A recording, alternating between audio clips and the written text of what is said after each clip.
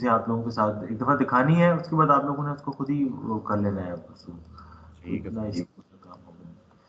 अच्छा, बिस्मिल्लाहिर्रहमानिर्रहीम। सर आपसे ये पूछना था कि मिड तक का कितना कोर्स होगा? मिड तक के लिए हमारे पास जो है बस आज ये वाला चैप्टर जो कंप्लीट करेंगे ना, ये चैप्टर इंक्लूडेड होगा, और ठीक है। उसके बाद जितना भी कुछ हम आगे पढ़ेंगे ना वो फिर फाइनल में इंक्लूड होगा, मिड में नहीं होगा। ठीक है सर। ठीक है। दूसरा ये कि मैं आप लोगों को एक असाइनमेंट आज अपलोड कर दूंगा, और वो असाइनमेंट भी बेसिक्स ही होगी, कोई इतना लंबा चौड़ा नहीं है। बाकी मिड टर्म अगर लेट से हमारा ऑन कैंपस होता है ना, जी सर। तो मैं आप लोगों को मैं एक सैम्पल मिड टर्म ना, जो लास्ट सेमेस्टर का था या लास्ट ईयर वालों का था, वो आपके साथ शेयर कर दूंगा विद सॉल्यूशन, ताकि आप देख लें और आपको अंदाज़ा हो जाए कि मिड टर्म किस तरह का होगा और किस तरह के सवाल होंगे। तो उससे मिलता जुलता ही होगा, कोई बहुत आपको ऐसा जिसे कहते हैं ना कि अनएक्सपेक्टेड नहीं होगा आपके लिए। सही है।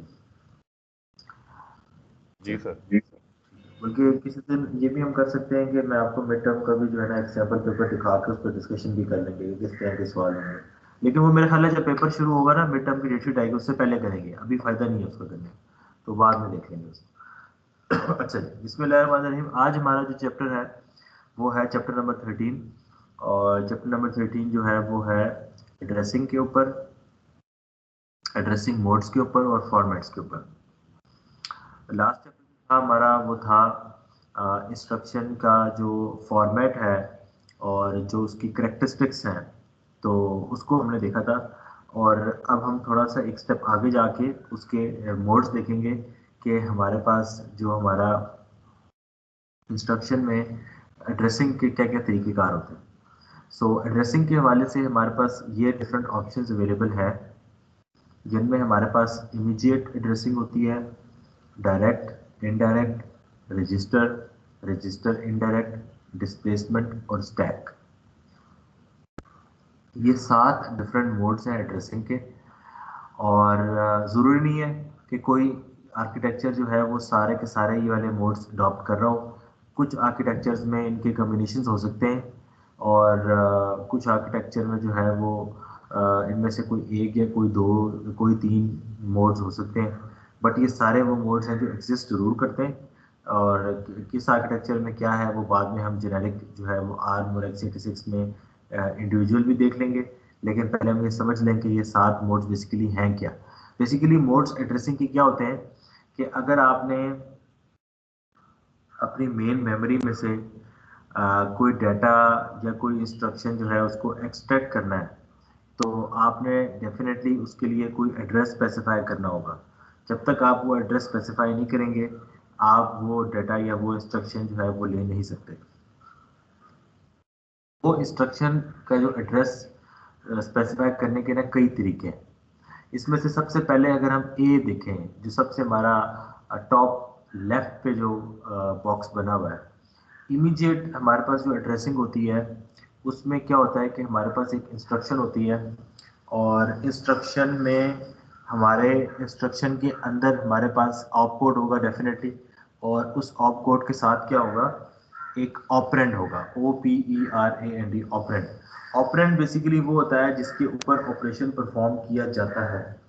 ठीक है, ये आप लोगों को ऑलरेडी पता है कि ऑपरेंड के ऊपर जो है वो ऑपरेशन परफॉर्म होता है। सो अगर तो हमारी इंस्ट्रक्शन के अंदर ही हमारा ऑपरेंड मौजूद है, ठीक है, तो वो हमारे पास कहलाएगा इमीडिएट एड्रेसिंग। यानी कि आपके सीपीयू को कहीं जाने की ज़रूरत नहीं है, बल्कि आपके इंस्ट्रक्शन के अंदर ही आपका वो डाटा मौजूद है जिसके ऊपर आपने कोई ऑपरेशन परफॉर्म करना है। That is number A. Number B वो है जो हमने चैप्टर नंबर 3 में जो फिगर थी उसमें हमने पढ़ा था, और वो है हमारे पास क्या, वो है हमारे पास डायरेक्ट एड्रेसिंग। और डायरेक्ट एड्रेसिंग क्या होती है कि आपके पास इंस्ट्रक्शन में एक एड्रेस है, आप मेमोरी में उस एड्रेस पे जाएंगे और वहाँ से ऑपरेंड जो है वो पिक कर लेंगे। जिस तरह हमारे पास एक इंस्ट्रक्शन थी 1940, सो उसमें वन जो था उसका ऑपकोड था। इसका मतलब ये था कि आप लोड करें अपने रजिस्टर को मेमोरी से, और मेमोरी की लोकेशन थी 940। तो हम 940 लोकेशन पे गए थे, और 940 लोकेशन पे जाके हमें एक ऑपरेंड मिला था 0003। हमने उस ऑपरेंड को उठा के जो है ना अपने एक्यूमुलेटर में लोड कर दिया था। तो डायरेक्ट एड्रेसिंग वो चीज़ है जो हमने ऑलरेडी चैप्टर नंबर 3 में हम पढ़ चुके हैं, लेकिन उस टाइम हमने उसको नाम नहीं दिया था। हमने कहा था कि बस ये एड्रेस होगा, इस एड्रेस पे जाना है और वहां से ऑपरेंड ले लेना है। लेकिन 6 और तरीके भी थे जो अभी हमने पढ़े नहीं थे, वो हमने इस चैप्टर में पढ़ेंगे। तो चैप्टर नंबर 3 की जो फिगर थी वो सिर्फ एक ग्लिम्स था, उसकी आगे जो डिटेल्स हैं वो हम आने वाले चैप्टर्स में बेसिकली डिटेल में उसको एक्सप्लोर करेंगे। तो डायरेक्ट एड्रेसिंग ये है आपके पास। उसके बाद है हमारे पास इनडायरेक्ट एड्रेसिंग। इनडायरेक्ट एड्रेसिंग में क्या होता है कि हमारे पास इंस्ट्रक्शन में एक एड्रेस होता है। ए का मतलब है एड्रेस। हम उस एड्रेस पे जाएंगे मेमोरी में। मेमोरी में जब हम जाएंगे तो मेमोरी में जो कंटेंट का मतलब ये है कि जो मेमोरी की उस स्लॉट, उस वर्ड लोकेशन पे जो कंटेंट पड़ा हुआ है, वो कंटेंट दरअसल एक एड्रेस होगा, और उस एड्रेस के ऊपर जाके हमें एक ऑपरेंड रिसीव करेंगे। इसे हम कहते हैं इनडायरेक्ट एड्रेसिंग, जो कि सी पॉइंट के ऊपर उसने लिखा। अभी इसमें आपके जहन में कई सवाल आ रहे होंगे कि सर ये इतने एड्रेसिंग मोड्स की हमें ज़रूरत क्या है, और हर एड्रेसिंग मोड के फ़ायदे नुकसान क्या हैं। मसलन हम ए से ज़रा शुरू कर लेते हैं। ए जो हमारे पास इमीडिएट एड्रेसिंग है, उसका सबसे बड़ा फ़ायदा ये है कि आपको कहीं जाने की ज़रूरत ही नहीं है। ना आपको मेमोरी में जाने की ज़रूरत है, ना आपको रजिस्टर्स में जाने की ज़रूरत है, ना आपको मेमोरीज में चक्कर खाने की ज़रूरत है। सिंपली आपकी इंस्ट्रक्शन के अंदर ही एड्रेस, इंस्ट्रक्शन के अंदर ही ऑपरेंड मौजूद है। मिसाल के तौर पे आप कहते हैं कि सर मेरे पास एक रजिस्टर है R4, load immediate R4 comma 4, कि R4 रजिस्टर के अंदर 4 लोड कर दो, यानी कि इंस्ट्रक्शन के अंदर ही आपने 4 लिख दिया और 4 अपने रजिस्टर के अंदर लोड कर दिया। तो वहां पे आपको ये एड्रेसिंग जो दी है आपने, वो आपने दी है इमीडिएट एड्रेसिंग। इसका फायदा ये है कि कहीं जाने की जरूरत नहीं है।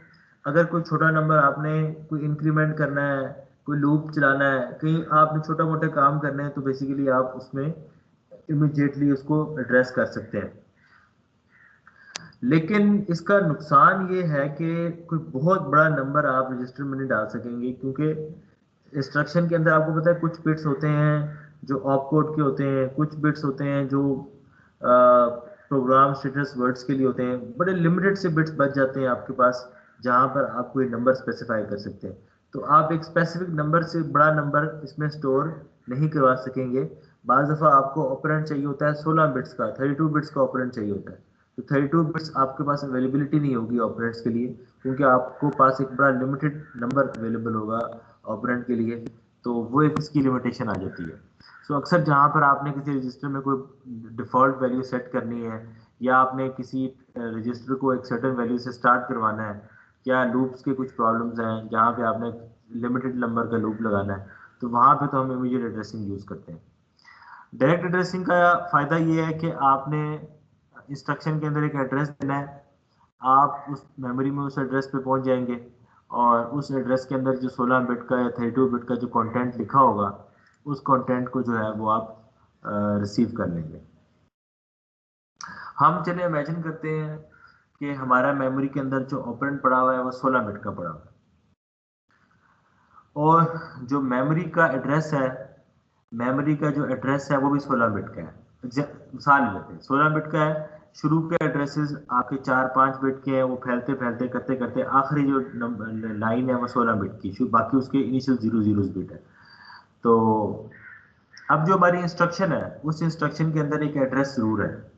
वो एड्रेस 16 बिट का नहीं हो सकता, क्योंकि उस एड्रेस में इंस्ट्रक्शन में कुछ बिट्स ऑप कोड के होंगे, और कुछ बिट्स जो हैं वो एड्रेस, जैसे हमने कहा था ना 1940 में 16 बिट्स थे, लेकिन 1 जो था वो ऑप कोड के थे 4 बिट्स, बाकी 940 जो थे वो हमारे पास 12 बिट्स थे, और वो हमारे पास 12 बिट्स इसके थे, एड्रेस के थे। अब लेट से 940 एक एड्रेस आया, आप 940 एड्रेस पे मेमोरी में चले गए। तो 940 एड्रेस में जब आप मेमोरी में गए, तो मेमोरी में वो जो कंटेंट मिलेगा वो कंटेंट अब 16 बिट्स का मिलेगा। तो उन 16 बिट्स के कंटेंट्स को एड्रेस कंसीडर करें, तो आप मेमोरी के उस ऐसे हिस्से पे जाके पहुंच सकते हैं जहां पर आप इंस्ट्रक्शन के थ्रू नहीं पहुंच सकते थे। तो पहले आपने क्या हुआ कि आप थ्रू इंटरमीडिएरी स्टेप पहले मेमोरी की एक लोकेशन पे गए, वहां से आपने एक बड़ा एड्रेस उठाया और उस बड़े एड्रेस से आप मेमोरी के दूसरे एंड पे जाके पहुंच के वहां से आपने अपना जो है ना वो ऑपरेंड जो है वो रिसीव कर लिया। ये है इनडायरेक्ट एड्रेसिंग। सो इनडायरेक्ट एड्रेसिंग से फायदा ये होता है कि बाज़ दफ़ा आप मेमोरी के कुछ हिस्सों पर डायरेक्टली नहीं पहुंच सकते, क्योंकि आपका जो एड्रेस के बिट्स हैं इंस्ट्रक्शन में बड़े लिमिटेड से हैं, मतलब 12 बिट्स हैं। तो 12 बिट्स से आप 16 बिट्स वाले एड्रेस तक तो नहीं पहुंच सकेंगे ना, लेकिन 12 बिट्स वाले एड्रेस पे मेमोरी पे जाके आप 16 बिट का एड्रेस उठा सकते हैं, और उस 16 बिट के एड्रेस पे फिर जाके आप 16 बिट का ऑपरेंड उठा सकते हैं। ये बात समझ आती है सबको?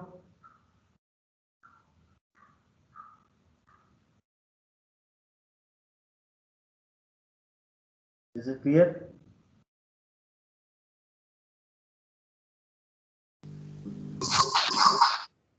जी सर। क्लियर है बात? इंटरनेट एड्रेसिंग समझ आया जो मैंने समझाया आपको, किस तरह फायदा क्या होगा इसका?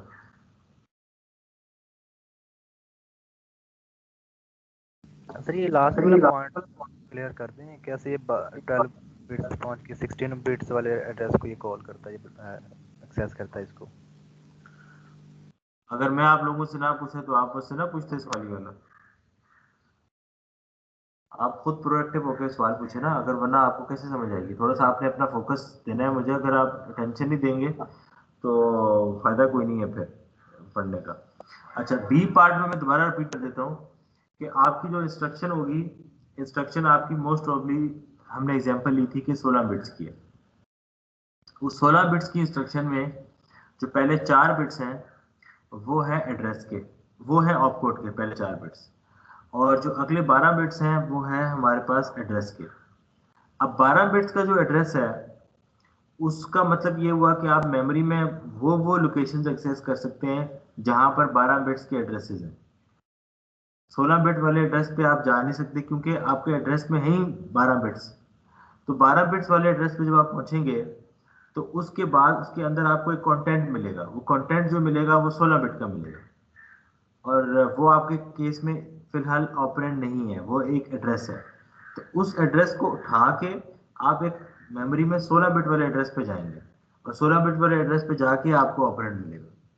तो यहाँ पर आप जो है वो ऑपरेंड डायरेक्टली वसूल नहीं कर रहे, बल्कि थ्रू एक इंटरमीडिएट स्टेप पे जा रहे हैं, और उससे फायदा सिर्फ ये हो रहा है कि आप मेमोरी में कुछ ऐसे लोकेशंस की तरफ भी पहुंच सकते हैं, जा सकते हैं जहां पर आप बाय डिफॉल्ट नहीं वहां पहुंच सकते थे।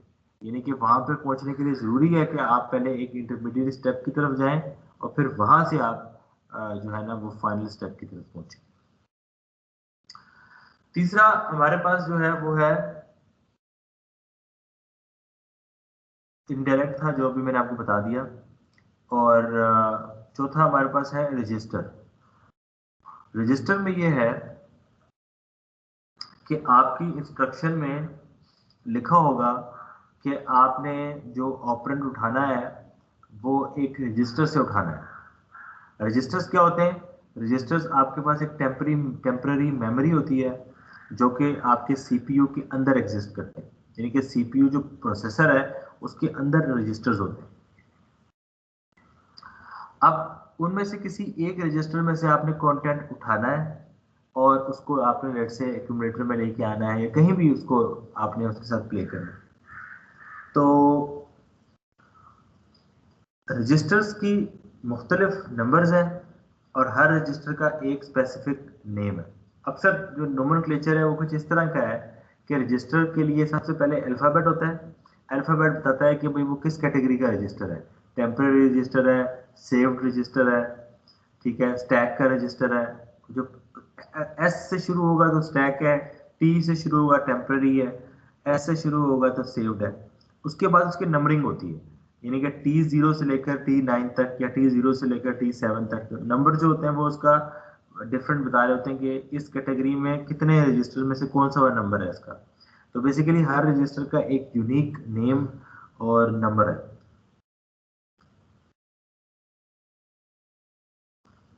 अब वो नाम और नंबर जो है आपने स्पेसिफाई करना है इंस्ट्रक्शन के अंदर, यानी कि आपकी इंस्ट्रक्शन के अंदर लिखा होगा रजिस्टर का नाम भी और नंबर भी।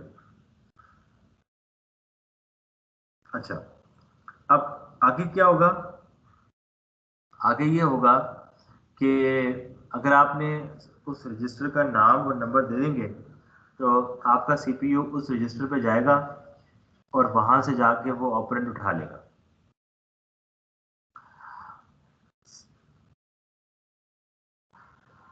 ई पार्ट जो है वो है रजिस्टर इनडायरेक्ट। यहाँ पर क्या है कि हमारे पास एक इंस्ट्रक्शन में एक एड्रेस है, रजिस्टर का एड्रेस है। उस एड्रेस पे आप जाएंगे, उस एड्रेस पे जाएंगे नहीं, रजिस्टर के एड्रेस पे जाएंगे, उस रजिस्टर के अंदर से कंटेंट को उठाएंगे। वो कंटेंट एक ऑपरेंड नहीं होगा बल्कि वो एक एड्रेस होगा, और उस एड्रेस पे हम मेमोरी पे जाके और वहां से ऑपरेंड वसूल करेंगे।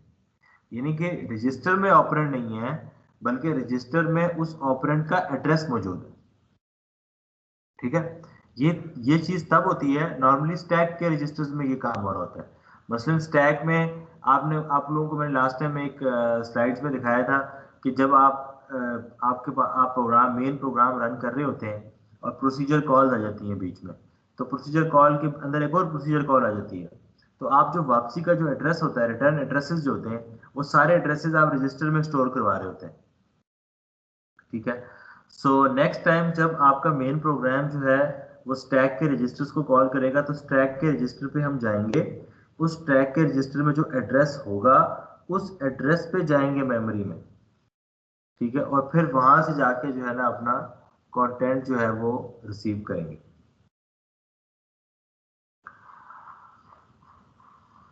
एफ पार्ट आपके पास जो है वो है डिस्प्लेसमेंट।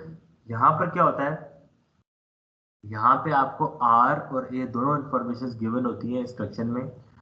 आर के ऊपर हम जाएंगे, आर के ऊपर जाके हम रजिस्टर में से एक कंटेंट लेंगे और उस कंटेंट में हम जो है वो ए को ऐड कर देंगे। ए क्या होगा? ए हमारे पास कोई भी एड्रेस होगा या कोई नंबर होगा, तो उन दोनों नंबर्स को ऐड करके जो हमारे पास रिजल्टेंट बनेगा उस पे जाएंगे हम मेमोरी पे, और मेमोरी पे जाके हम जो है वो अपना कंटेंट वसूल कर लेंगे।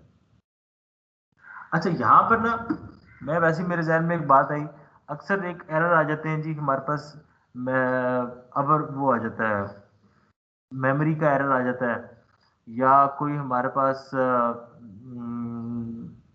ओवरफ्लो का एरर आ जाता है।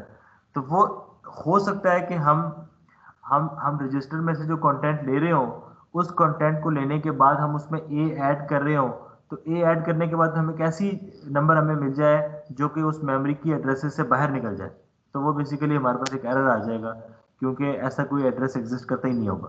तो इस तरह के एरर जो हैं वो आ सकते हैं, बट यहाँ पर हम जो समझना चाह रहे हैं वो ये समझना चाह रहे हैं कि रजिस्टर का जो कंटेंट लिया गया है उसको ए में ऐड करके हमने बेसिकली मेमोरी का एड्रेस बनाया है, उस एड्रेस पे हमें कंटेंट मिलेगा।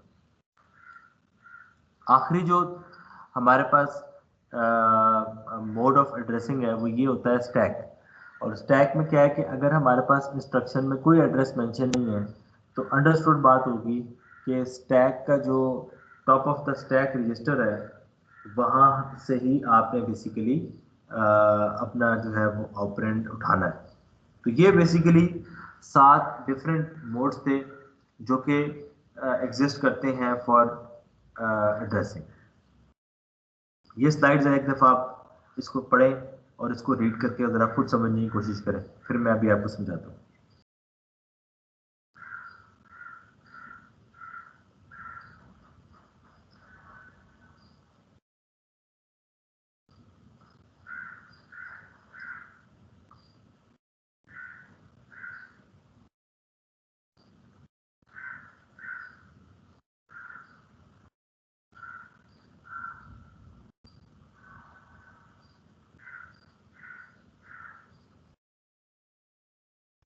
अच्छा, यहाँ पर एक्सट्रीम लेफ्ट साइड पे आपको मोड्स गिवन है और सेकंड कॉलम में एल्गोरिथम गिवन है, थर्ड कॉलम में उसके एडवांटेजेस है, फोर्थ कॉलम में उसके डिसएडवांटेजेस है। जरा इसको एक दफ़ा रीड करें। मोस्ट चीज़ें मैंने आपको ऑलरेडी वर्बली बता चुका हूँ, लेकिन थोड़ा सा आप उसको जरा अपने वर्ड्स में जरा देखें, देख के आपको समझ आती है, सेंस बनती है।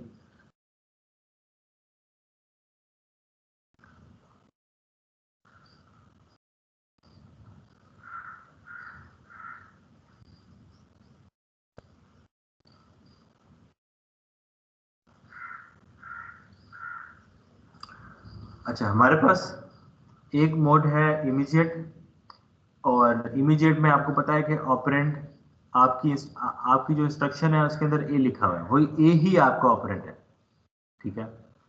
और डायरेक्ट के केस में ए जो है वो ई है, ई ए का मतलब होता है इफेक्टिव एड्रेस, यानी कि ए आपका इफेक्टिव एड्रेस है, उस इफेक्टिव एड्रेस पे जाएंगे मेमोरी में और वहां से कंटेंट वसूल कर लेंगे।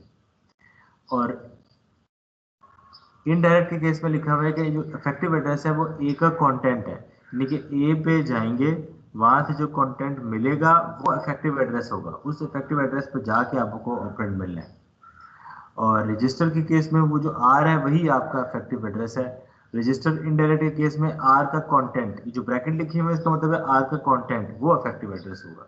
डिस्प्लेसमेंट के केस में आर का कंटेंट प्लस जो ए आपने इंस्ट्रक्शन में दिया हुआ है वो दोनों ऐड होंगे, उसके बाद आपके पास एक इफेक्टिव एड्रेस आएगा।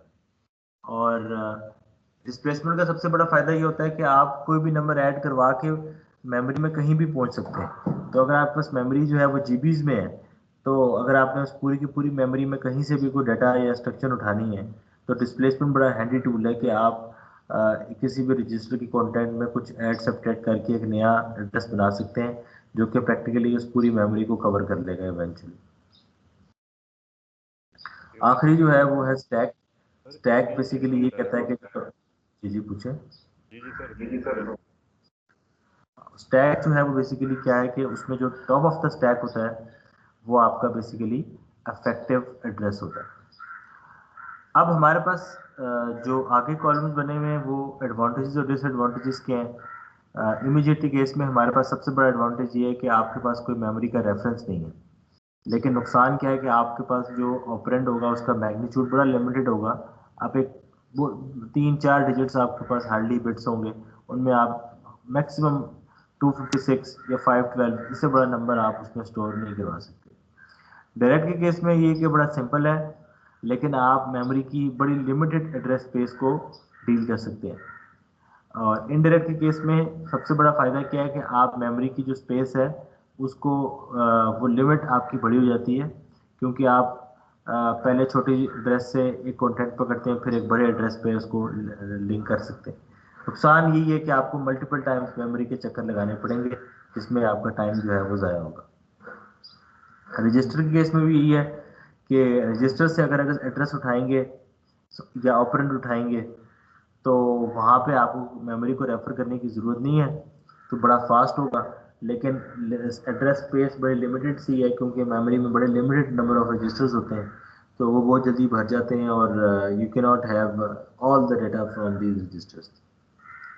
इनडायरेक्ट के केस में क्या है कि आपके पास स्पेस ज़्यादा है, लेकिन आपके पास एक एक्स्ट्रा मेमोरी का रेफरेंस आ चुका है, क्योंकि पहले आप रजिस्टर का कंटेंट उठाएंगे, उसके बाद आपने मेमोरी पर जाना ही है।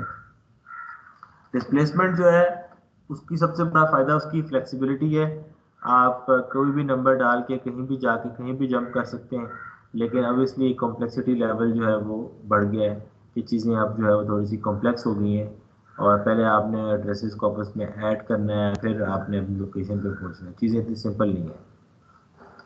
स्टैक का भी सबसे बड़ा फ़ायदा यही है कि आपको मेमोरी पे उसको रेफ़र नहीं करना पड़ता, लेकिन नुकसान ये है कि आपकी एप्लीकेबिलिटी बड़ी लिमिटेड सी है, क्योंकि स्टैक एक बड़ा टेम्परेरी सी स्टोरेज होती है, और रन टाइम पे आप उसको बनाते हैं और आप उसको डिस्ट्रॉय कर देते हैं, तो आप हर चीज़ स्टैक में स्टोर नहीं करवा सकते।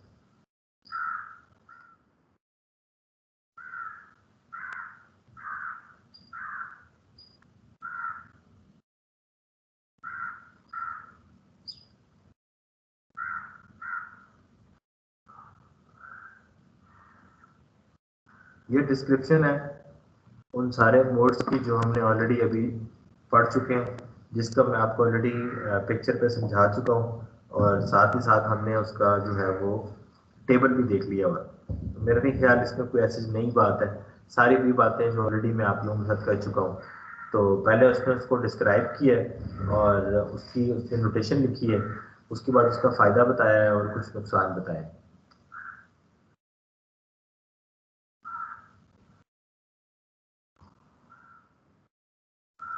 अच्छा, इनडायरेक्ट एड्रेसिंग में इसमें जो सबसे आखिरी पॉइंट आप देखिएगा, जो आखिरी पॉइंट है वहाँ पर ये है कि जो आपका इफेक्टिव एड्रेस है ई है, उसमें जो एड्रेस ए है उसके बाहर उसने स्मॉल ब्रैकेट्स डालें और उसके बाहर मजीद ये ब्रैकेट्स भी ऐड, जितने ब्रैकेट ज़्यादा होंगे इसका मतलब है उतनी दफ़ा आपने इनडायरेक्ट उस पर काम करना है, यानी कि उसका कंटेंट फिर उसका कंटेंट फिर उसका कंटेंट फिर जाके आपको ऑपरेंड मिलेगा।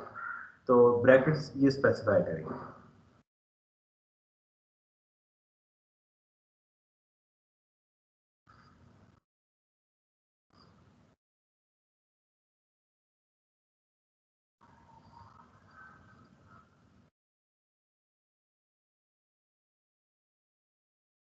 अच्छा, डिस्प्लेसमेंट एड्रेसिंग पे आ जाता हूँ और उससे पिछले जितने भी स्लाइड्स थी वो सारी वही थी जो मैं आपको ऑलरेडी एक्सप्लेन कर चुका हूँ और आई डोंट थिंक सो कि उसमें कोई बहुत ज़्यादा ऐसा कोई पॉइंट है कि जो मैंने कवर ना किया हो। अच्छा, डिस्प्लेसमेंट एड्रेसिंग क्या होती है? डिस्प्लेसमेंट एड्रेसिंग जो है वो कंबाइन करती है capabilities of direct addressing and register indirect addressing, इन दोनों के फीचर्स को इसमें कंबाइन करती है। जो कैपिटल ए है, कैपिटल ए जो है वो आपका वो एड्रेस है जो आपने अपनी इंस्ट्रक्शन के अंदर लिखा हुआ है और आर के आगे ब्रैकेट का मतलब ये है कि आपकी इंस्ट्रक्शन में जो रजिस्टर का नाम और नंबर था उस पर जाएगा और वहाँ जो उसका कंटेंट पड़ा हुआ है उस कंटेंट को लेगा, उसमें ए को ऐड करेगा और उससे जो एड्रेस बनेगा ना ई है, उस एड्रेस पे जाके ये ऑपरेंड पिक करेगा मेमोरी में से। तो यहाँ पर लिखा हुआ है कि it requires that the instruction have to address fields at least one of which is explicit. A क्या है? The value contained in one address field, value equals to A, is used directly. The other address field refers to a register whose contents are added to A to produce the effective address. So जो दूसरा इसमें वो field है वो basically है register are का। सो are का जो कंटेंट होगा उस कंटेंट में हमने ए को ऐड करना है। ए जो है वो आपके पास एड्रेस फील्ड की वैल्यू है जो कि आपने अपनी इंस्ट्रक्शन में गिवन की हुई है और वो उसमें बाइट वो ऐड होगी। लेट्स से ए जो है वो आपने रखा हुआ है 150 और आर जो है वो है T7। तो T7 में जाएगा, T7 में लेट से आपके पास 135 एक कंटेंट है, तो उस 135 में 180 150 को ऐड करेगा और उससे जो एड्रेस बनेगा 285, उस एड्रेस पे जाके वो कंटेंट जो है वो पिक करेगा। अब ये जो डिस्प्लेसमेंट एड्रेसिंग होती है इसको 3 तरीके से इस्तेमाल किया जाता है। मजीद इसके अंदर मजीद सर ये जो ए है ये डिनोट करता है किसी मेमोरी एड्रेस को जहाँ पे कंटेंट पड़ेगा। आर की बात करें किसकी बात करें? ए की बात कर रहा हूँ। ए आपके पास वो एड्रेस है जो इंस्ट्रक्शन में गिवन है।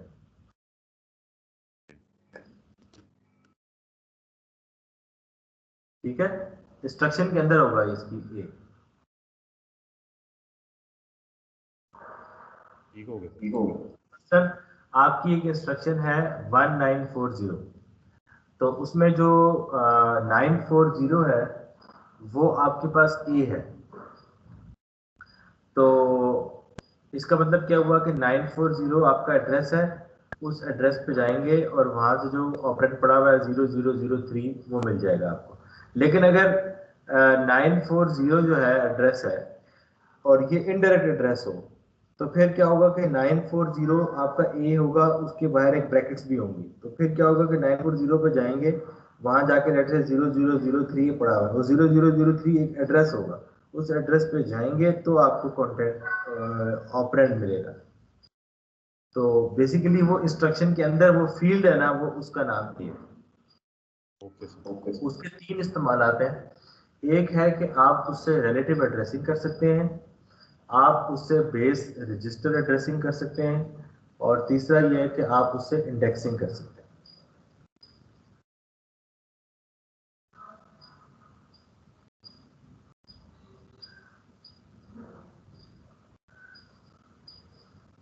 रिलेटिव एड्रेसिंग, सर ये बेस एड्रेसिंग और इंडेक्सिंग का थोड़ा सा बता दो। हाँ, मैं इन तीनों का बारी बारी बताता हूँ। पहले मैं रिलेटिव का बताऊंगा, फिर बेस का, फिर इंडेक्सिंग का। अभी हम स्टार्ट करते हैं रिलेटिव से। ये बेसिकली डिस्प्लेसमेंट के अंदर तीन कैटेगरीज हैं, उनमें से जो एक कैटेगरी है वो है रिलेटिव एड्रेसिंग। रिलेटिव एड्रेसिंग क्या होती है? इसमें the implicitly reference register is the program counter. जो प्रोग्राम काउंटर आपके पास होता है रजिस्टर, वो बेसिकली इम्प्लिसिट होता है। इम्प्लिसिट होने का मतलब ये है कि बज़ाहिर आप कोई रजिस्टर स्पेसिफाई नहीं करेंगे, अंडरस्टूड बात होगी कि प्रोग्राम काउंटर का ही कंटेंट लेना है। The next instruction address is added to the address field to produce the EA. Typically, the address field is treated as a 2's complement number for this operation. Thus, the effective address is the displacement relative to the address of the instruction. It exploits the concept of locality, saves address bits in the instruction if most memory references are relatively near to the instruction being executed. अच्छा, program counter जो है, आपको पता है ना program counter क्या होता है? प्रोग्राम काउंटर में एड्रेस पड़ा होता है जिस एड्रेस से आपने नेक्स्ट इंस्ट्रक्शन फेच करनी होती है, और आपको पता है प्रोग्राम काउंटर जो है वो हर एक इंस्ट्रक्शन को फेच करने के बाद ऑटोमेटिकली एक इंक्रीमेंट हो जाता है। ये चीज़ हम ऑलरेडी पिछले चैप्टर्स में पढ़ चुके हैं। अब हुआ ये कि आपने क्या किया कि आपने अपनी इंस्ट्रक्शन में एक ए जो था एड्रेस वो स्पेसिफाई कर दिया। लेट से आपने वो स्पेसिफाई कर दिया 200, और प्रोग्राम काउंटर में पड़ा हुआ है 300। तो प्रोग्राम काउंटर में है 300 और ए आपने स्पेसिफाई किया 200।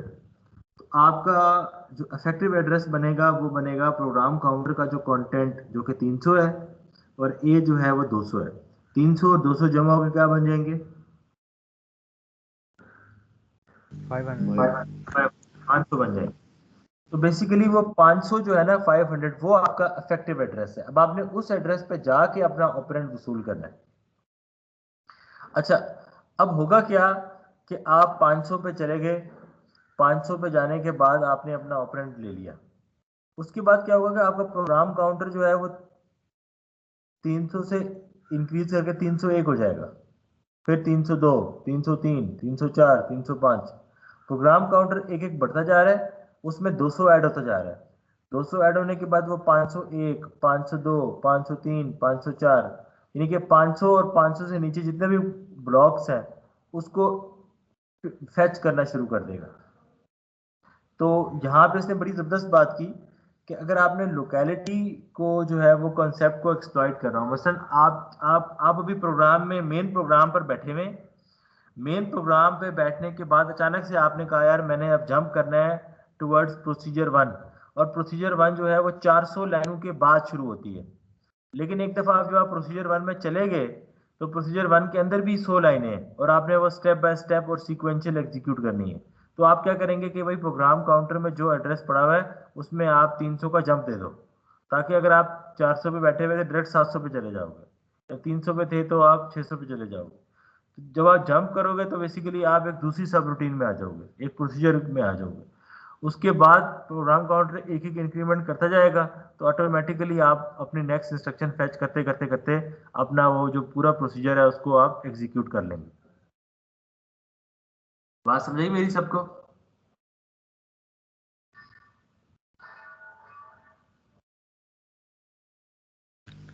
जी सर। अच्छा, तो ये है रिलेटिव एड्रेसिंग। रिलेटिव एड्रेसिंग में आपका जो इम्प्लिसिट रजिस्टर होता है वो आपका प्रोग्राम काउंटर होता है। दूसरा आया था बेस रजिस्टर। जो आपने मुझसे पूछा, बेस था और तीसरा इंडेक्सिंग था। बेस रजिस्टर में क्या होता है, the reference register contains a main memory address and the address field contained a displacement from that address.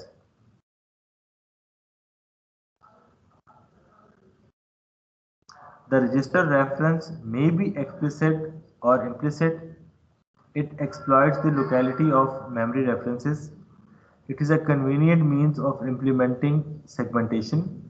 In some implementations, a single segment base register is employed and is used implicitly.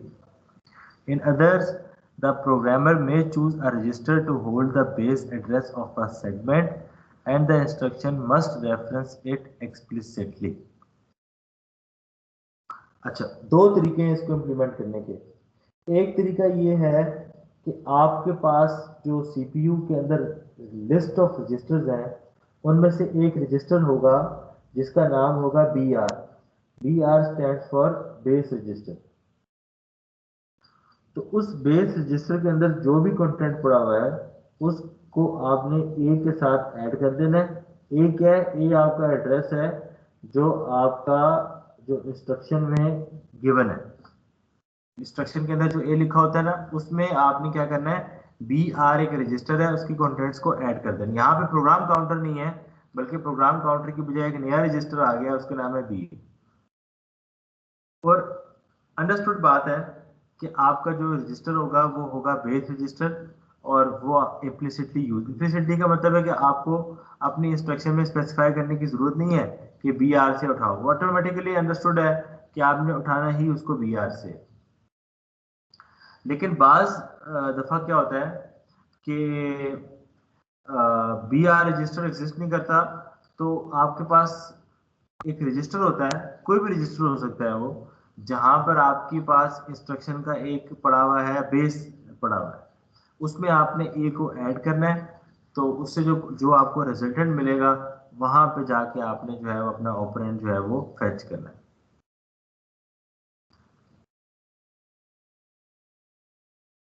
तीसरा, हमारे पास जो displacement की example है वो है indexing addressing.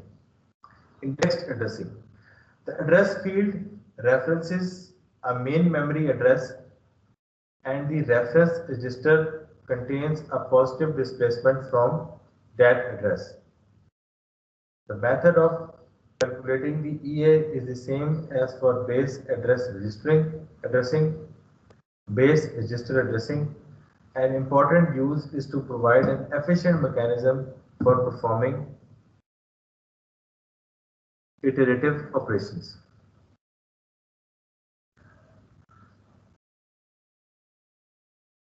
इसमें हमारे पास तीन तरह की चीजें हैं। एक हमारे पास ऑटो इंडेक्सिंग है,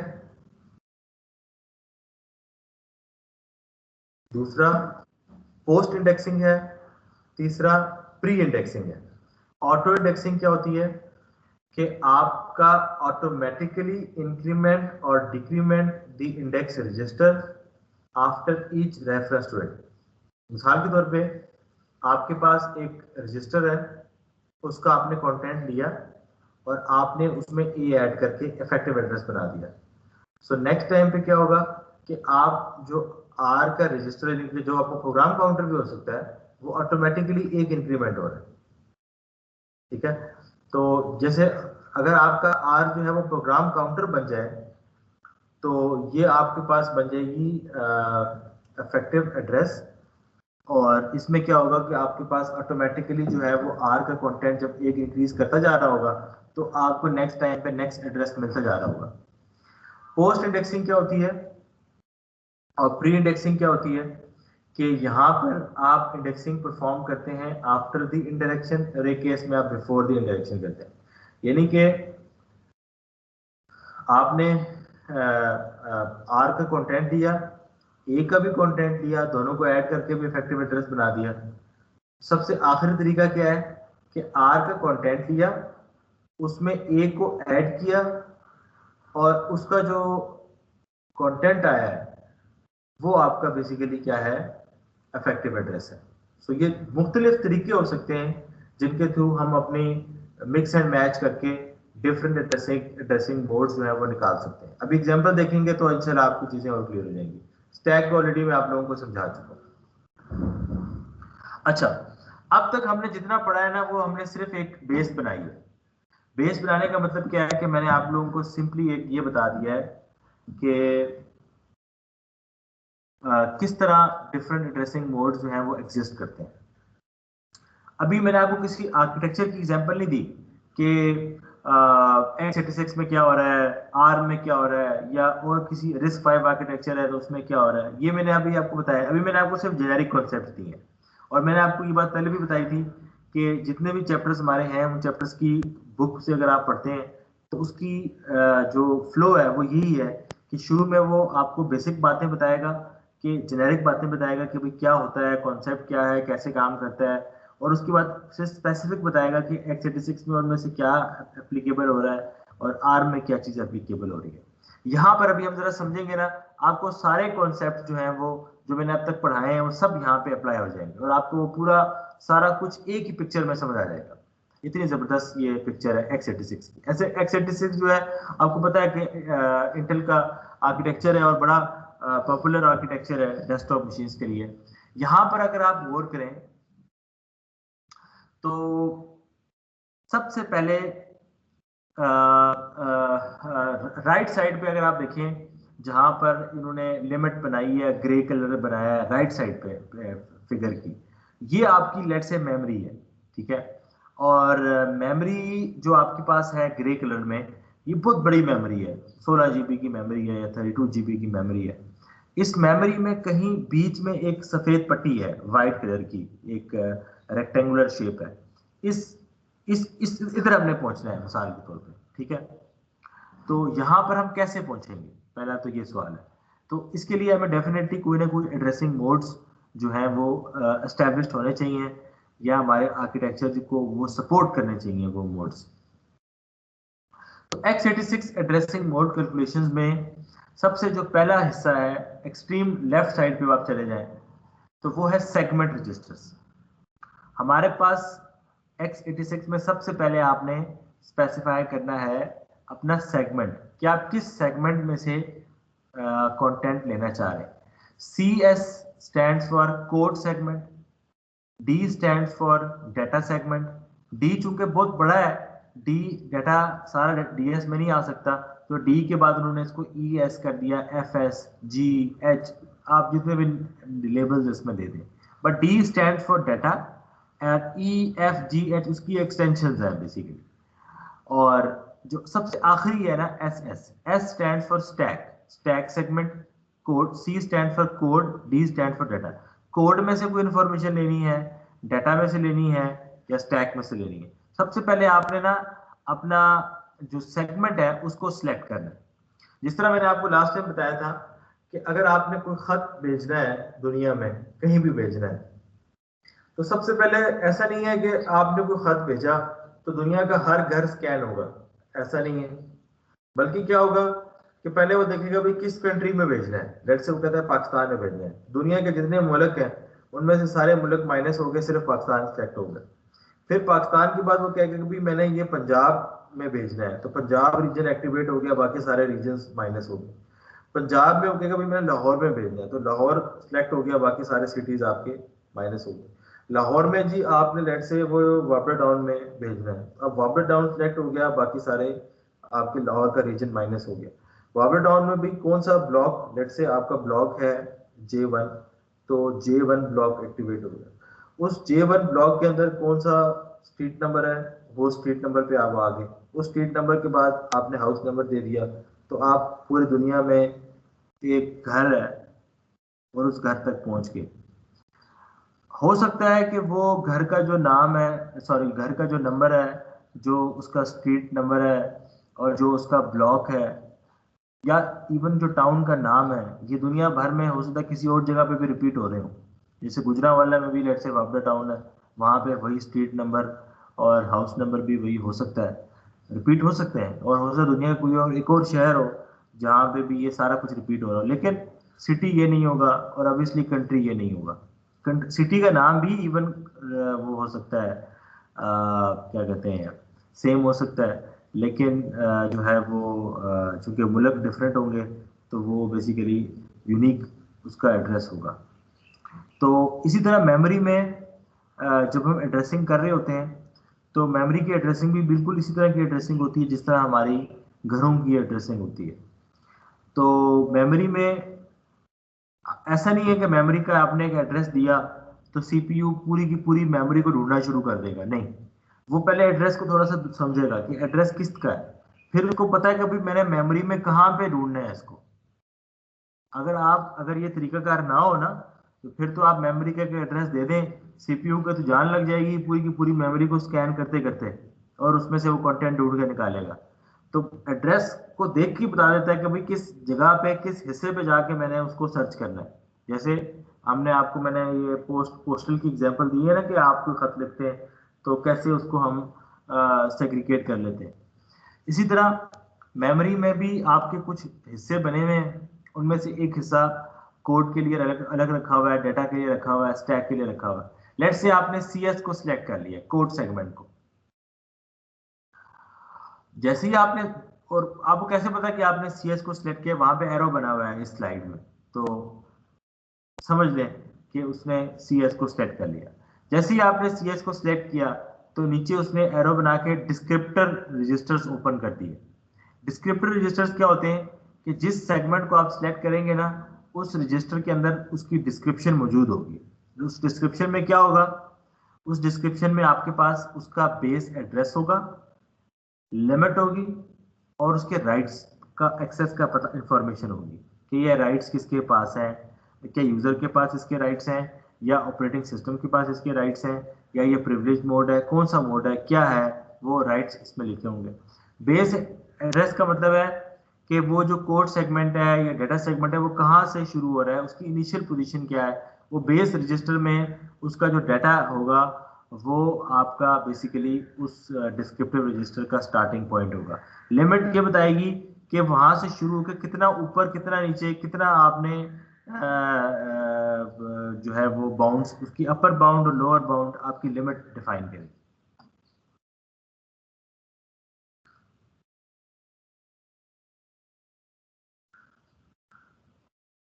सर जी पूछे। सर ये कोड सेगमेंट के बारे में पूछना कि इसके अंदर कोड्स वगैरह स्टोर होते हैं और डाटा में डाटा। जिस तरह सही कह रहे हैं आप, बेसिकली मेमोरी में ना, मैं आपको आगे भी इंशाल्लाह एक वो बताऊंगा कैशे के हवाले से, कि बाद दफा ना हमने कुछ जगहों पे ना हमने ये किया होता है कि हमने चीज़ों को ना, डाटा को और इंस्ट्रक्शंस को हमने ना सेपरेट किया हुआ है कि लेट्स से ये पहला हाफ पार्ट जो है वो सिर्फ और सिर्फ इंस्ट्रक्शंस होगी, और अगला हाफ पार्ट जो होगा उसमें सिर्फ डाटा पड़ा होगा। बाज दफ़ा की तमीज़ नहीं होती, बाज दफ़ा हम ये डाटा और इंस्ट्रक्शंस को मिक्स कर रहे होते हैं। सो मुख्तलिफ जो जिसे कहते हैं ना मॉडल्स या मोड्स अवेलेबल है। x86 में हमारे पास ये है कि हमने ना सेगमेंट रजिस्टर्स बनाए हुए। सेगमेंट रजिस्टर्स क्या है कि ये सेगमेंट रजिस्टर्स कोड का, डाटा का और स्टैक का ना डिटेल्स इनके अंदर मौजूद है। तो अगर आप उस सेगमेंट रजिस्टर को सिलेक्ट करेंगे ना, एसआर को, एसआर का मतलब है कि एक ऐसा रजिस्टर, तो वो उस रजिस्टर का जो बेस एड्रेस होगा वो आपको मिल जाएगा वहां से। तो आपको मेमोरी में वहां पहुंचना बड़ा आसान हो जाएगा। मसलन मिसाल के तौर पे आप अभी रैंडमली बैठे हैं कहीं किसी लोकेशन पे, और आप कहते हैं भाई मैंने ना स्टैक कहाँ से शुरू हो रहा है, कहाँ पर स्टैक की लोकेशन है, स्टैक, तो आप स्टैक सेगमेंट एसएस को सिलेक्ट कर लें। एसएस को जब आप सिलेक्ट कर लेंगे तो वहाँ आपको बेस एड्रेस मिल जाएगा। वो बेस एड्रेस बेसिकली स्टैक का होगा कि वहाँ से आगे फिर आपका स्टैक शुरू हुआ होगा। तो ये डिफ्रेंसिएशन रखिएगी। अच्छा, ये बेस एड्रेस जो आया है ये आपके प्लस में आके ऐड हो गया, और अगर पीछे से कुछ भी नहीं आ रहा, पीछे से लेट से जीरो आ रहा है, यानी कि जूम कर लें कि पीछे से कुछ नहीं आ रहा, तो जीरो में बेस एड्रेस ऐड होगा और उससे बन जाएगा एल ए का मतलब है linear address. Linear address is equal to your base address plus पिछला इफेक्टिव एड्रेस, जो कि मैंने अज्यूम कर रहे हैं कि अगर हमारे पास 0 है तो जो आपका डिस्क्रिप्टिव रजिस्टर में जो बेस एड्रेस होगा वहां पे आपका बेसिकली आपका जो सीपीयू है वो वहां पहुंच जाएगा और वहां से आपका जो कंटेंट है या ऑपरेटर है या जो भी है ऑपरेंड है जो उसने रिसीव करना है वहां से वो शुरू हो जाएगा। अच्छा, असल चीज है एलए आपका बनता कैसे है? एलए आपका बनता है बेस एड्रेस के कंटेंट से। बेसिकली ऑब्वियसली बेस एड्रेस के अंदर कुछ ना कुछ तो कंटेंट होगा ना, और उसके बाद इफेक्टिव एड्रेस के कंटेंट से दो चीजों को ऐड करने से एलए बनता है। अब अगला सवाल ये है कि इफेक्टिव एड्रेस कैसे बनता है? इफेक्टिव एड्रेस बनने के लिए भी ना 4 डब्बे बनाए हुए। एक डब्बा बनाया हुआ बेस रजिस्टर का। बेस रजिस्टर एक डेडिकेटेड रजिस्टर है जिसमें एक स्पेसिफिक एड्रेस पड़ा होता है, एक इनिशियल एड्रेस पड़ा होता है। वो क्या है अभी हमें उसके बारे में कोई इन्फॉर्मेशन नहीं है, बट एक रजिस्टर है जिसका कंटेंट इंपॉर्टेंट है और it gives you the base register content. उसके बाद एक रजिस्टर होता है इंडेक्स रजिस्टर। इंडेक्स रजिस्टर में भी कोई कंटेंट पड़ा होता है और उस कंटेंट को आप मल्टीप्लाई भी कर सकते हैं। उस कंटेंट को आप मल्टीप्लाई कर सकते हैं किसी स्केलिंग फैक्टर के साथ, और वो स्केलिंग फैक्टर क्या है? 1 2 4 8। बस ये 4 ही है, 1 2 4 8। इंडेक्स ये होता है कि इंडेक्स मसलन आपने 2 रखा है इंडेक्स रजिस्टर में, कंटेंट 2 या कोई भी इंडेक्सिंग कर दी, उस इंडेक्सिंग को आपने ऐड कर देना है विद बेस रजिस्टर। तो लेट से इंडेक्स रजिस्टर में 1 है तो बेस रजिस्टर में पड़ा हुआ है 300, तो 300 इंडेक्स में 1 के साथ ऐड होगा 301 302 303 304 305, इस तरह के नंबर्स ऐड होते जाएंगे। लेकिन आप कहते हैं सर जो इंडेक्स रजिस्टर में नंबर है उसको आप स्केल कर लें 2 के साथ, तो फिर वो हर दफा 2 की जंप मारेगा, 300 302 304 306 308। आप उसको स्केल कर सकते हैं।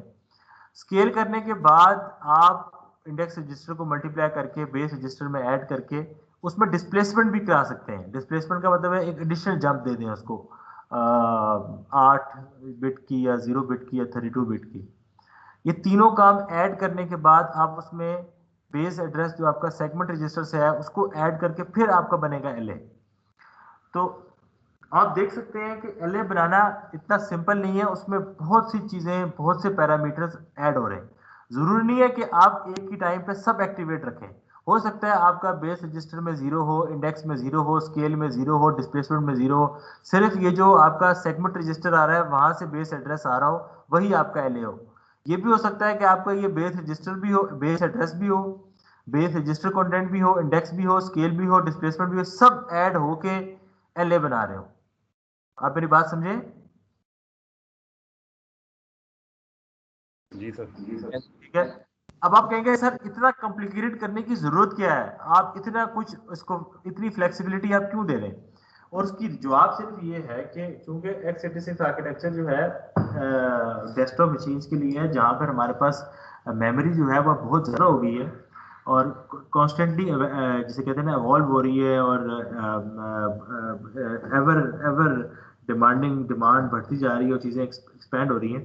तो ये सारी फ्लेक्सिबिलिटी आपको गिवन है ही इसीलिए कि अगर आप ये सारा मैकेनिज्म यूज करेंगे ना तो आप मेमोरी में कहीं भी किसी भी टाइम पहुंच सकते हैं और बड़ा क्विक पहुंच सकेंगे, क्योंकि आपकी मर्जी, आप जिस मर्जी को जो मर्जी एक्टिवेट करवा के मेमोरी में आप इन्वॉल्व करा लें।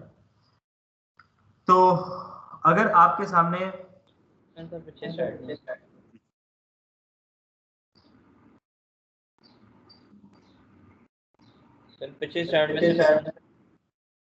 इससे भी पिछली स्लाइड है, इस स्लाइड x86 सर इसमें जो एड्रेस है उसमें क्या ये जरूरी है कि at the same time base, index, scale और डिस्प्लेसमेंट ये चारों के चारों होंगे?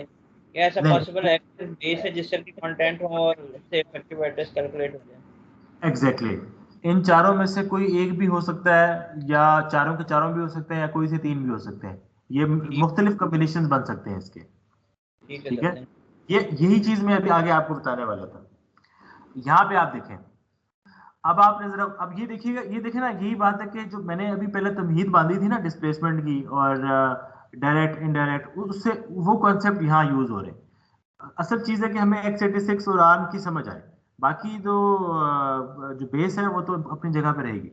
अच्छा, x86 में क्या हो रहा है, ये मैं आपको x86 का बता रहा हूँ। ये बाकी जिस कंप्यूटर पे बैठ के आप ये लेक्चर सुन रहे हैं, अगर आप मोबाइल पे नहीं सुन रहे होंगे, अगर आप कंप्यूटर पे या लैपटॉप पे सुन रहे हैं, तो उस लैपटॉप में जो आपका प्रोसेसर वर्क कर रहा है, जो i7 या i5 या जो भी प्रोसेसर होगा, उस वो जिस आर्किटेक्चर पे बेस कर रहा है वो x86 है, और इस x86 ये वाले मोड यूज कर रहा है आपके सिस्टम के अंदर इस वक्त। अच्छा, वो क्या मोड्स है, उसमें जो पहला है वो है इमीडिएट। इमीडिएट का मतलब ये है कि आपका ऑपरेंड जो है वो ए है, यानी कि इंस्ट्रक्शन में जो आपने ए लिखा हुआ है ना, वही ए आपका ऑपरेंड है। मिसाल के तौर पे आपने एक इंस्ट्रक्शन लिखी 7 और 940। अब 7, ये 7 एक ऑपकोड है, लेकिन 7 ऑपकोड ये भी बता रहा है कि ये जो 940 आगे आ रहा है ना, ये 940 ही आपका बेसिकली ऑपरेंड है, आपको किसी मेमोरी में जाने की जरूरत ही नहीं है, तो वो ए ही आपका बन गया ऑपरेंड।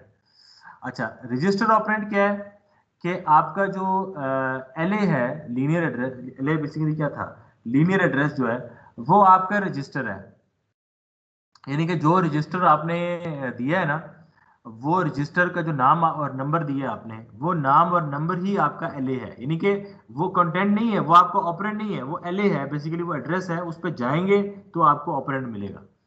अगला है डिस्प्लेसमेंट।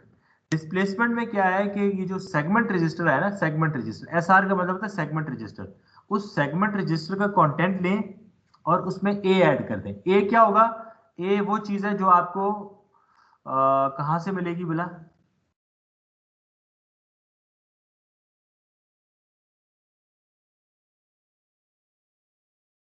कहां से मिलेगा ये,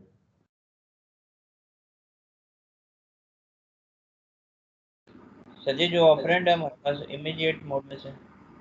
हाँ ना, इमीडिएट मोड में जो ऑपरेंड है वो बेसिकली ए के इक्वल है, लेकिन ये एक ए आएगा कहां से, सर इंस्ट्रक्शन में से। इंस्ट्रक्शन में से। शाबाश, यही बात है। इंस्ट्रक्शन में जो आपने ए लिखा होगा, अगर तो वो वही ऑपरेंड है तो ये इमीडिएट एड्रेसिंग की बात हो रही है। अगर आपने अपनी इंस्ट्रक्शन में ए लिखा हुआ है और आप डिस्प्लेसमेंट वाली मोड यूज कर रहे हैं, तो इसका मतलब है सेगमेंट रजिस्टर का कंटेंट लेना है, उस सेगमेंट रजिस्टर के कंटेंट में ए को ऐड करना है। अगर तो आप बेस मोड यूज कर रहे हैं, नंबर 4 पे जो है बेस मोड, फिर क्या होगा, सेगमेंट रजिस्टर का कंटेंट और बेस रजिस्टर का कंटेंट दोनों को ऐड करना है। सही है? Yes sir. क्लियर? अगर अगर है बेस विद डिस्प्लेसमेंट, ये जो आपके पास स्लाइड है ना, इसमें यहाँ पे डिस्प्लेसमेंट लिखा हुआ है, डिस्प्लेसमेंट के ब्रैकेट में लिखा हुआ है इन इंस्ट्रक्शन कॉलन 0,8 और 32 बिट्स। ये डिस्प्लेसमेंट जो ए है ना, ये आपकी इंस्ट्रक्शन से आएगी। सही है? जी सर। ठीक है। अच्छा, सो बेस होगी एस आर प्लस बी, ये ब्रैकेट का मतलब होता है बी का कंटेंट, कंटेंट का मतलब होता है कि ये जो बेस रजिस्टर है ना, इसके अंदर जो कंटेंट पड़ा होगा वो लेना है, और ये जो बेस एड्रेस जो सेगमेंट रजिस्टर के थ्रू आया था उसका कंटेंट लेना है। अगला क्या, अगला हो सकता है बेस विद डिस्प्लेसमेंट। इसमें क्या होगा, सेगमेंट रजिस्टर का कंटेंट प्लस बेस रजिस्टर का कंटेंट प्लस डिस्प्लेसमेंट ए। अगर है स्केल इंडेक्स विद डिस्प्लेसमेंट, इसमें क्या होगा, सेगमेंट रजिस्टर का कंटेंट प्लस इंडेक्सिंग का कंटेंट, उसको स्केल करके और उसमें ए ऐड कर देना है। थर्ड लास्ट क्या है, base with index and displacement. ये वाला मोड भी हो सकता है, इनमें से कोई मोड, कोई सा भी मोड हो सकता है, वो इंस्ट्रक्शन पे इंस्ट्रक्शन के अंदर डिफाइंड होगा कि कौन सा मोड आप यूज कर रहे हैं। वो क्या होगा, सेगमेंट रजिस्टर का कंटेंट प्लस बेस रजिस्टर का कंटेंट प्लस इंडेक्स का कंटेंट प्लस ए। सेकंड लास्ट क्या है, सबसे जो डिटेल्ड है, base with scaled index and displacement. तो इसमें सेगमेंट रजिस्टर का कंटेंट प्लस इंडेक्स का content multiply by scale plus base register का कंटेंट प्लस ए, यानी कि इसमें 1 2 3 और मल्टीप्लाई भी हो रहा है 4 एस आर 5, ये पांचों ऐड करके बना रहा है एलए। तो एलए बनाने के मुख्तलिफ तरीके हैं, और आखिरी तरीका क्या है, रिलेटिव, जिसमें आप अपना ए को नथी कर देते हैं, लिंक कर देते हैं विद प्रोग्राम काउंटर। तो इसमें जो इफेक्टिव एड्रेस जनरेट होता, सॉरी इफेक्टिव एड्रेस नहीं कहलाता, इसमें एलए का टर्म यूज होती है। जो एलए है वो बेसिकली लिंक हो जाता है विद प्रोग्राम काउंटर। और आगे इसने लेजेंड डिफाइन किया हुआ है कि क्या लेजेंड किया हुआ है, ऑलरेडी हम पिछली स्लाइड में पढ़ चुके हैं। सो ये सारे मोड्स एग्जिस्ट करते हैं किसके अंदर, x86 के अंदर। Is it clear to everyone? जी सर। ठीक है, इसमें जरूरी नहीं है कि आप ये कहें कि सर एग्जैक्टली कौन सा तो आपका x86 की मर्जी है कि वो इन 1 2 3 4 5 6 7 8 9 इन 9 में से वो कौन सा मोड यूज कर रहा है, वो कोई भी मोड यूज कर सकता है। अक्सर क्या होगा कि जो आपकी इंस्ट्रक्शन होगी ना, उस इंस्ट्रक्शन में लिखा होगा कि कौन सा मोड यूज हो रहा है, और अगर जो मोड यूज हो रहा होगा उसके साथ उसके प्रीरेक्विजिट्स भी साथ होंगे। ये नहीं हो सकता कि आप मोड यूज कर रहे हो सेकंड लास्ट वाला और आप उसमें एस डिफाइन ना कर रहे हो या बी डिफाइन ना कर रहे हो या आई डिफाइन ना कर रहे हो या ए डिफाइन ना कर रहे हो, ऐसा ये सब कुछ होगा फिर उसके अंदर। ठीक है, इसका मतलब इतनी फ्लेक्सिबिलिटी आपके पास है कि आप इनमें से कोई सा मोड भी यूज कर सकते हैं। और अगर आप खुद अपने कॉमन सेंस से सोचें, जो एस आर का कंटेंट है, आई का कंटेंट है, स्केल हो रहा है, बी का कंटेंट है, उसमें ए भी ऐड हो रहा है, तो ये सारा कुछ करके आप मेमोरी में कहीं भी पहुंच सकते हैं। मतलब पूरी मेमोरी को एक्सेस करना अब आपके लिए कोई मसला नहीं रहा। ऐसे ही है, क्लियर है? जी सर। जी अच्छा सर, इसमें ये एड्रेसिंग मोड है, इसकी सिलेक्शन कैसे होती है बड़ा? इंस्ट्रक्शन के अंदर गिवन होगा हमें? हाँ, इंस्ट्रक्शन के अंदर गिवन होगा। इंस्ट्रक्शन के अंदर जो है वो हम स्पेसिफाई कर देते हैं कि हम डायरेक्ट एड्रेसिंग करने वाले हैं, इनडायरेक्ट करने वाले हैं, रजिस्टर करने वाले हैं, रजिस्टर इनडायरेक्ट करने वाले हैं, या स्टैक वाली। होगा। अच्छा, ऑप कोड असल में इंस्ट्रक्शन जो होती है ना, इंस्ट्रक्शन एक कंप्लीट इंस्ट्रक्शन होती है। कंप्लीट का मतलब क्या होता है, उसमें वो सारे चीजें मेंशन होती हैं। मसले की इंस्ट्रक्शन आपके पास, अच्छा अब मैं आपके पास समझाऊं। देखो, इंस्ट्रक्शन में ना मुख्तलिफ फील्ड्स होती हैं। ठीक है, इंस्ट्रक्शन के अंदर क्या होती है, मुख्तलिफ फील्ड्स होती हैं। एक फील्ड होती है उसमें ऑपकोड के लिए, एक फील्ड होती है उसमें एड्रेसिंग मोड के लिए, और एक फील्ड होती है एड्रेस के लिए। तो एड्रेसिंग मोड में आपने लिखा हुआ होगा कि कौन सा मोड आप इस्तेमाल कर रहे हैं। सही, ठीक है, ठीक होगा। अभी मैं आगे मैं आपको दिखाता हूँ ना, अभी मैं आपको x86 का जो है वो इंस्ट्रक्शंस का वो दिखाता हूँ ना फॉर्मेट, ठीक फिर होगा। आप हमने वो किया नहीं है instruction। अच्छा, अब हमारे पास क्या है, आर्म का इंडेक्सिंग मेथड। आर्म के इंडेक्सिंग मेथड में हमारे पास 3 ऑप्शंस यहाँ इसने लिखे हुए हैं। एक ऑप्शन इसने लिखा हुआ है ए बी सी। ए लिखा हुआ है ऑफसेट, बी लिखा हुआ है प्री इंडेक्स, सी लिखा हुआ है पोस्ट इंडेक्स। ऑफसेट क्या है कि हमारे पास एक रजिस्टर है जिसका नाम है ओरिजिनल बेस रजिस्टर। अच्छा, इसमें आगे जो रजिस्टर का नाम है वो है R1, और उसके अंदर जो कंटेंट है वो लिखा हुआ है 0x। 0x बेसिकली हेक्साडेसिमल को शो करता है। असल में जो इसमें कंटेंट है वो है 200, 200, 200। 0x को समझें कि ये सिर्फ हेक्सा में शो किया हुआ है। 0x का मतलब है कि 200 हेक्साडेसिमल की वैल्यू है। 0x को बेशक आप कंफ्यूज ना हो, उसको इग्नोर करें। अच्छा, जो बेस रजिस्टर के अंदर कंटेंट पड़ा हुआ है वो पड़ा हुआ है 200, और ऑफसेट में भी 0x का मतलब है हेक्सा। सी आपको पता है ना 12 को शो करता है, जिस तरह होता है ना 0 से लेकर 8 तक होता है, फिर 9 होता है, 10 को ए कह देते हैं, बी को 11 कह देते हैं, सी को 12, 13 जो होता है वो डी होता है, 14 आपका ई होता है, 15 आपका एफ होता है। बस ये 0 से एफ तक होता है आपका हेक्सा। हेक्साडेसिमल चूंकि 16 में होता है, 0 से चूंकि 16 है, 16 0 से 15 बन जाते हैं, 0 से 15 16 डिजिट्स बन जाते हैं। तो सी आपका 12 है। सो 0x जो है वो बेसिकली हेक्सा को शो कर रहा है। ऑफसेट जो है वो सी है। सो ए पार्ट में क्या हो रहा है, 200 में सी को ऐड करके हम बना रहे हैं 20c, यानी कि 200 में सी को ऐड कर देंगे ना तो 20c हो जाएगा। ठीक है, और लेट से आपके पास एक डेस्टिनेशन रजिस्टर है फॉर स्टोरेज कह लें, str। इसमें एक रजिस्टर था r0 और r0 में एक वैल्यू पड़ी हुई है 5।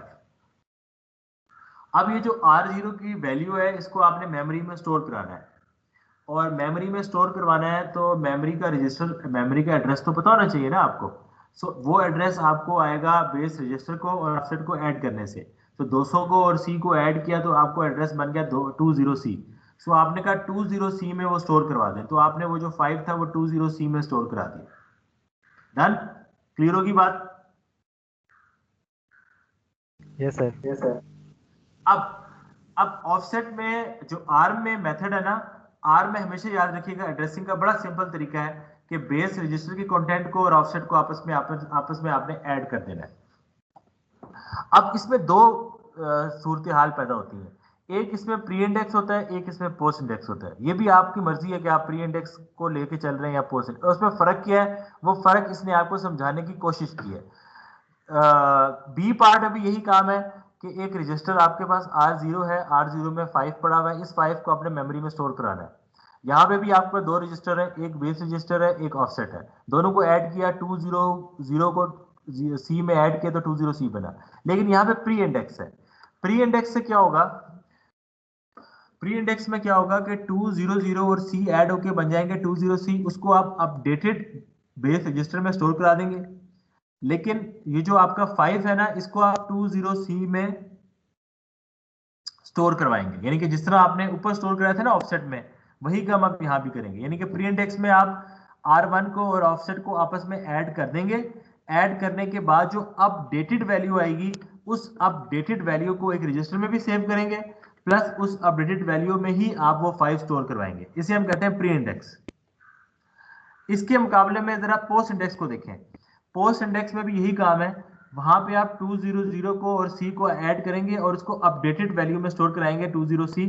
लेकिन ऑफसेट से जो पुरानी वाली वैल्यू है ना 200, वहां पे आपने 5 को स्टोर कराना है। यानी कि पोस्ट इंडेक्स में क्या होता है कि पहले आप प्रीवियस वैल्यू पे स्टोर करवा के उसके बाद आप इंडेक्स अपडेट करते हैं। प्री इंडेक्स में आप पहले अपडेट करने के बाद जो वैल्यू आती है उसमें स्टोर कराते हैं अपने डेस्टिनेशन को।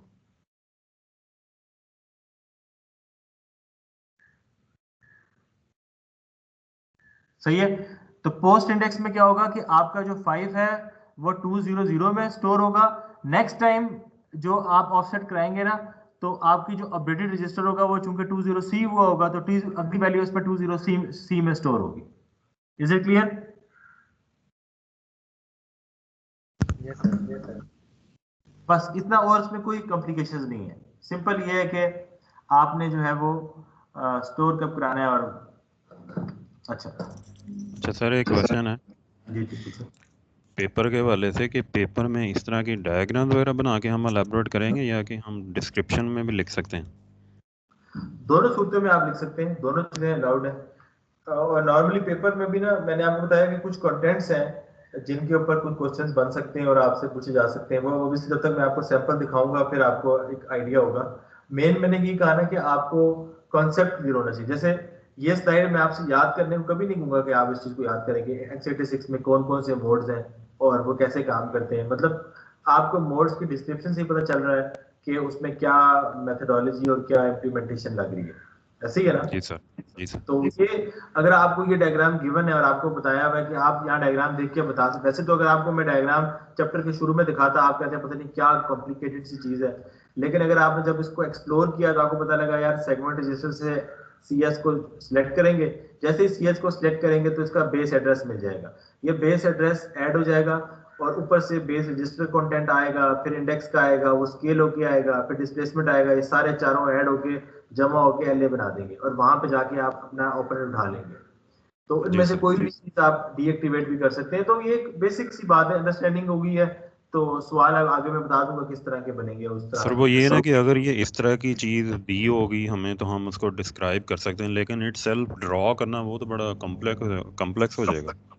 बिल्कुल सही। अच्छा, बीच में मैंने एक लम्हे के लिए जब मैं पॉज हुआ था ना, तो आप में से जब एक स्टूडेंट ने मुझसे पूछा था कि सर ये हमें कैसे पता लगेगा कि कौन सा मोड जो है वो कौन सा मोड जो है ना वो क्या कहते हैं एक्टिवेट करना है, या सीपीयू को कैसे पता लगेगा अभी कौन सा मोड सिलेक्ट हुआ है। तो वो सारी इंफॉर्मेशन जो है ना वो बेसिकली आपकी अवेलेबल होगी इंस्ट्रक्शन के अंदर। ये मैंने कहा था ना, इंस्ट्रक्शन के अंदर अवेलेबल होगी। इसका मतलब है कि इंस्ट्रक्शन के भी ना कई फॉर्मेट्स होंगे, ठीक है, इंस्ट्रक्शन के ना कई फॉर्मेट्स होंगे। और मैं आपको बताऊंगा कि x86 में कौन कौन से फॉर्मेट्स हैं और ARM आर्किटेक्चर में कौन कौन से फॉर्मेट्स हैं और कौन सी बिट्स जो है वो एड्रेसिंग के मोड्स के लिए। मतलब जो भी इंस्ट्रक्शन का फॉर्मेट होगा उसमें स्पेसिफाई होगा कि यार ये वाला मोड है, ये वाला, वो इंस्ट्रक्शन को देख के ही पता लग जाएगा। तो उसके बिट्स रिजर्व्ड है। सो हमारा जो पिछला चैप्टर था वो बेस कर रहा था इंस्ट्रक्शन सेट के ऊपर। तो हमने उसमें हमारा फोकस था इंस्ट्रक्शन सेट के ऊपर कि उसकी कैरेक्टरिस्टिक्स क्या होते हैं और उसके फंक्शंस क्या होते हैं, डेटा टाइप्स क्या होते हैं, और इंस्ट्रक्शंस जो होती हैं वो जो इंस्ट्रक्शन सेट होती है उसमें कौन कौन सी इंस्ट्रक्शंस होती हैं, उनकी कौन कौन सी टाइप्स होती हैं, और उनके मेमोनिक्स क्या होते हैं, आर में कौन सी इंस्ट्रक्शंस एग्जिस्ट करती हैं, x86 में कौन सी इंस्ट्रक्शंस एग्जिस्ट करती हैं, और वो इंस्ट्रक्शंस किस डाटा के ऊपर ऑपरेट होती हैं। वो जेनेरिक था। अब हम आएंगे इंस्ट्रक्शंस के ऊपर कि उन इंस्ट्रक्शन में एक तो एड्रेसिंग मोड्स क्या हैं, और उसके बाद जो है I think that's not very important. अब अगला जो है वो हमारे पास जो पार्ट, हमारा लेक्चर कब तक है वैसे? पौने 5 बजे, 5 बजे, पौने 5। 45 मिनट्स हैं। ठीक है, 4:45, ठीक है। अच्छा, हमारे पास अगला जो है वो है जो बड़ा इंपॉर्टेंट चीज जो आपके जहन में आ रही थी, अब वो था इंस्ट्रक्शन का फॉर्मेट। अब इंस्ट्रक्शन का फॉर्मेट क्या होता है? इंस्ट्रक्शन का फॉर्मेट क्या करता है? इससे पीछे ना मैंने एक आध स्लाइड स्किप की है कि कोई इतना इंपॉर्टेंट चीज नहीं है इसमें। जैसे आप देख सकते हैं कि आर में ना लोड और स्टोर की वो होती हैं, इंस्ट्रक्शंस होती हैं। जैसे यहाँ पर हमारे पास एक बेस रजिस्टर है 20C। 20C पे हमने R0, R1, R4 जो है वो किया है, मैप किया है, ठीक है। सो इसके ऊपर लिखा हुआ है ग्रीन जो कलर में है ना, R0, R1, R4, और इसके ऊपर लिखा हुआ है इंक्रीमेंट आफ्टर IA। अच्छा, यानी कि इंक्रीमेंट आफ्टर IA का मतलब है जहां पे एरो है ना वहां पे R0 रखो, उसके बाद इंक्रीमेंट करो, फिर R1 लिखो, फिर इंक्रीमेंट करो, फिर R4 लिखो। अच्छा, एक है इंक्रीमेंट बिफोर IB। इसमें क्या है, जहां पे एरो था तो उसने बेसिकली क्या कहते हैं, अच्छा मेरा ख्याल है आपको ये स्लाइड समझाने के लिए ना मुझे थोड़ा सा ब्रीफ बताना पड़ेगा। अच्छा, 20C हमारा एड्रेस है। अब आप इस स्लाइड के एक्सट्रीम राइट साइड पे देखें, राइट साइड पे आपके पास एड्रेसेस लिखे हुए हैं। 0x का मतलब है हेक्सा, इसको छोड़ दें हेक्सा को। 200, 204, 208, 20C, 210, 214, 218, ये एड्रेसेस नजर आ रहे हैं सबको? Yes sir. यस ठीक है। अच्छा, यहाँ पर बेसिकली क्या हुआ, यहाँ पर हमारे पास एक कमांड है LDM और एक है STM, और लोड की कमांड है और स्टोर की कमांड है। एक कमांड लोड की, LD stands for load, ST stands for store. M का मतलब है मल्टीपल। नीचे फिगर 13.4 के नीचे लिखा हुआ है ना, load arm load comma store multiple addressing. M का मतलब है मल्टीपल एड्रेसिंग। इसका मतलब है कि आपके पास 3 रजिस्टर्स हैं, R0, R1, R4, ये 3 रजिस्टर हैं। इन तीनों को आपने लोड करना है, किस में लोड करना है? R10 में। ऐसा ही है? जी सर। ठीक है। या स्टोर की कमांड हो सकती है कि आपने R0, R1, R4 को जो है वो स्टोर करना है R10 में। अच्छा, R10 आपके पास एक बेस रजिस्टर है जिसमें एक एड्रेस गिवन है, वो है 20C। 20C आपको नजर आ रहा है कि ये जो कहां पर एड्रेस एग्जिस्ट, जहां पे एरो है ना वो बेसिकली आपका 20C है। तो इसमें सबसे आखिरी वाला देखें राइट साइड पे, वो कहता है डिक्रीमेंट बिफोर। डिक्रीमेंट बिफोर का मतलब ये है कि पहले ही आपने डिक्रीमेंट कर देना है, यानी कि 20C से एक डिक्रीमेंट कर देना है, फिर R4 को स्टोर कराना है, फिर R1 को कराना है, फिर R0 को कराना है। इस ऑर्डर में वो मेमोरी में स्टोर करेगा। यानी कि पहले एक डिक्रीमेंट कर देगा 20C से, 208 पे आ जाएगा, पहले R4 को कराएगा स्टोर, फिर R1 को कराएगा, फिर एक ही कमांड में आपने तीनों स्टोर करा दिया, लेकिन इस सीक्वेंस में करेगा। अगर तो आप कहते हैं डिक्रीमेंट आफ्टर करने से क्या होगा कि पहले 20C में R4 को स्टोर करवाएगा, फिर एक डिक्रीमेंट करेगा R1, फिर R1 को स्टोर कराएगा, फिर R0 को कराएगा, यानी कि 20C पे आपका एक वैल्यू स्टोर होगी, उसके बाद डिक्रीमेंट होगा। एक चीज होती है इंक्रीमेंट आफ्टर, एक है इंक्रीमेंट बिफोर। इंक्रीमेंट आफ्टर में ये है कि पहले R0 स्टोर कराएगा, फिर एक इंक्रीमेंट करेगा, तो फिर R1 को, फिर R4 को। इसी तरह इंक्रीमेंट बिफोर में क्या करेगा, पहले 20C से एक इंक्रीमेंट कर देगा, 210 पे ले जाएगा, 210 के पे R0 कराएगा, फिर R1 कराएगा, फिर R4 कराएगा। बेसिकली एक ही कमांड से मैंने 3 रजिस्टर्स को एक एड्रेस पे मैप करना था, तो उसमें 4 ऑप्शंस हैं। इंक्रीमेंट भी करा सकता हूँ, डिक्रीमेंट भी करा सकता हूँ, उसी एड्रेस से शुरू भी करा सकता हूँ, या उस एड्रेस से एक इंक्रीमेंट पे शुरू करवा सकता हूँ, या उस एड्रेस से एक डिक्रीमेंट पे शुरू करवा सकता हूँ। Is it clear?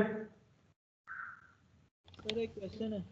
जी जी पूछें। सर ये इंक्रीमेंट बिफोर के अंदर जब R1 0 पे करेगा, 0 2 1 0 पे था, तो सर बाकी सब में तो पहले R4 R1 R0 इस तरह ऐड किए हैं, तो यहाँ पे पहले R0 कर रहा है, फिर R1 करेगा, फिर R4 करेगा। हाँ, ये भी एक फर्क है कि जब आपका इंक्रीमेंटल वो कर रहा है, तो वो आपका बेसिकली क्या कर रहा है, असेंडिंग ऑर्डर में कर रहा है, यानी कि पहले R0 को कर रहा है, R1 को कर रहा है, R4 को कर रहा है। जब वो उसको बेसिकली डिक्रीमेंटिंग स्टाइल में आया है, तो डिक्रीमेंटिंग में उसने पहले जो है वो R4 से शुरू किया। ठीक है, ये आप इसकी टेक्स्ट में देख सकते हैं, कोई इतनी वो है।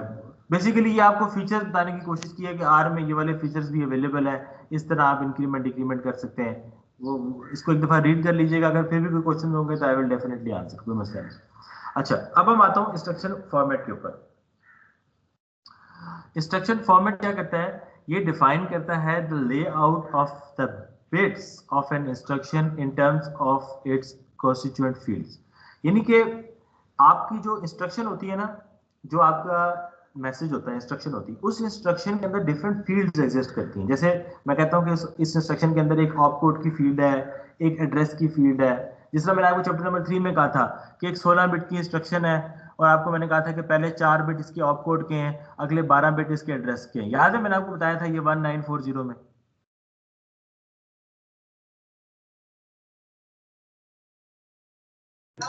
Yes sir.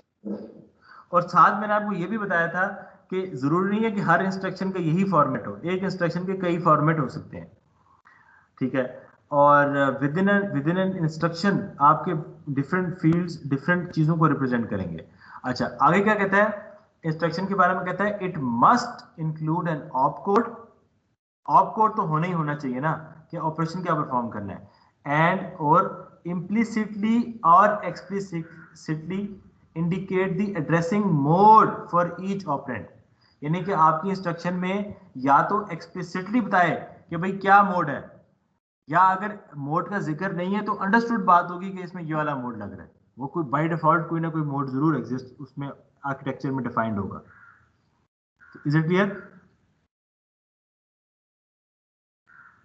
Yes sir. आखिरी बात कहता है कि for most instruction sets more than one instruction format is used. Yes, there are multiple formats which we have to see. अच्छा, उसमें क्या है जी, हमारे पास इंस्ट्रक्शन की लेंथ जो है वो, हाँ अच्छा, इंस्ट्रक्शन की जो आप लेंथ बनाते हैं, मसलन अब आपका सवाल होगा कि सर मेरी जो इंस्ट्रक्शन की लेंथ है वो कितनी होनी चाहिए। अच्छा, अब आपके पास क्या है कि इंस्ट्रक्शन की लेंथ जो है ना वो एक डिबेटेबल चीज है। वो अफेक्ट करती है एंड इज अफेक्टेड बाय, यानी कि अफेक्ट भी करती है और वो अफेक्ट भी होती है मेमोरी के साइज से, मेमोरी की ऑर्गेनाइजेशन से, बस के स्ट्रक्चर से। यानी कि आप 32 बिट ऑपरेटिंग सिस्टम और 64 बिट ऑपरेटिंग सिस्टम है, जैसे मैंने आपको लास्ट टाइम फर्क बताया था ना कि उसमें आपके पास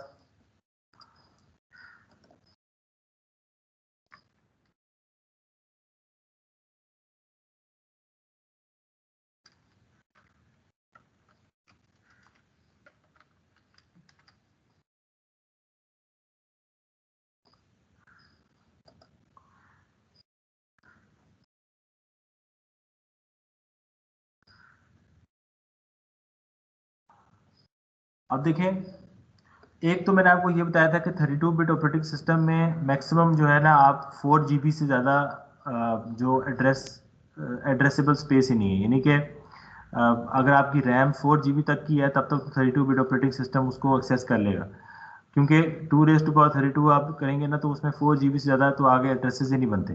64 GB में ये है कि आप जो है वो उसको एक्सपेंड कर सकते हैं टूवर्ड्स जो है वो मोर देन 4 GB, और वो आपके पास जिसे कहते हैं ना 2⁻64 मेमोरी एड्रेसेस को आप एक्सेस कर सकते हैं। इसी तरह एक फिगर मैंने आपके सामने खोली है 32 वर्सेस 64 बिट में। इसमें अगर आप ये देखें,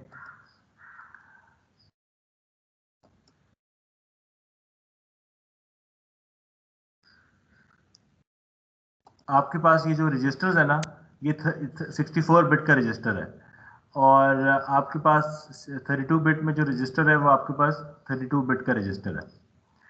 ठीक है, अब रजिस्टर में एक इंस्ट्रक्शन उठ के आती है लेट्स से मेमोरी से, तो अगर 64 बिट की हमारे पास इंस्ट्रक्शन होगी तो ऑब्वियसली वो बड़ी इंस्ट्रक्शन है, उसमें कॉम्प्लेक्सिटीज भी ज़्यादा होंगी और उसमें डिफरेंट फीचर्स इन्वॉल्व होंगे। तो इंस्ट्रक्शन लेंथ के बारे में ये देखें, it should be equal to the memory transfer length और one should be a multiple of the other. यानी कि अगर आपकी मेमोरी जो है वो 64 बिट की है, उसकी एक क्या कहते हैं, मेमोरी की एक स्लॉट 64 बिट की है, तो 64 बिट उठ के आएंगे और आपके जो सीपीयू का रजिस्टर है उसमें वो इंस्ट्रक्शन आ जाएगी। लेट्स से आपकी मेमोरी का जो कंटेंट है वो 32 बिट का है, चूंकि वो आपकी मेमोरी जो है ना, वही बात है, आप उसमें 32 बिट ऑपरेटिंग सिस्टम भी चला सकते हैं, 64 भी चला सकते हैं। मेमोरी का जो कंटेंट है वो 32 बिट का है, तो मेमोरी के दो कंटेंट उठ के आएंगे और आपके सीपीयू के एक रजिस्टर में आ जाएंगे। तो वो जो 32 बिट उठ के आएंगे तो वो 64 बिट की एक इंस्ट्रक्शन बन जाएगी।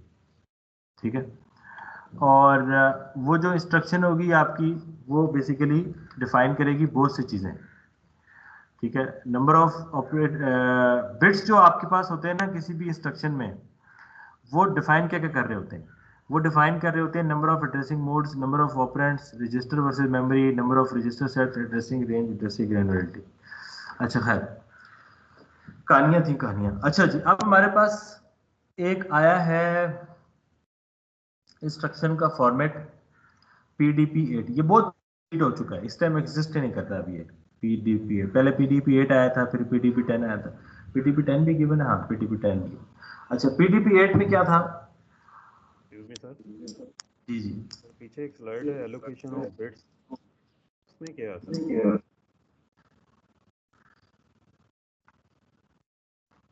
अच्छा, ये जो एलोकेशन ऑफ बिट्स लिखा हुआ है ना, ये एलोकेशन ऑफ बिट्स यहाँ पर है, जैसे यहाँ पे बिट्स एलोकेट किया है, ये मैं समझा देता हूँ आपको। ठीक है, बेसिकली उसी चीज को मैं आगे, मैंने कहा वहां पर टाइम वेस्ट करने से बेहतर है बंदा डायरेक्ट आ जाए उस पर काम पे, उससे क्या होगा कि आपका भी टाइम बचेगा और हम लोग इंपॉर्टेंट कंटेंट्स पे ज्यादा फोकस होकर पढ़ लेंगे।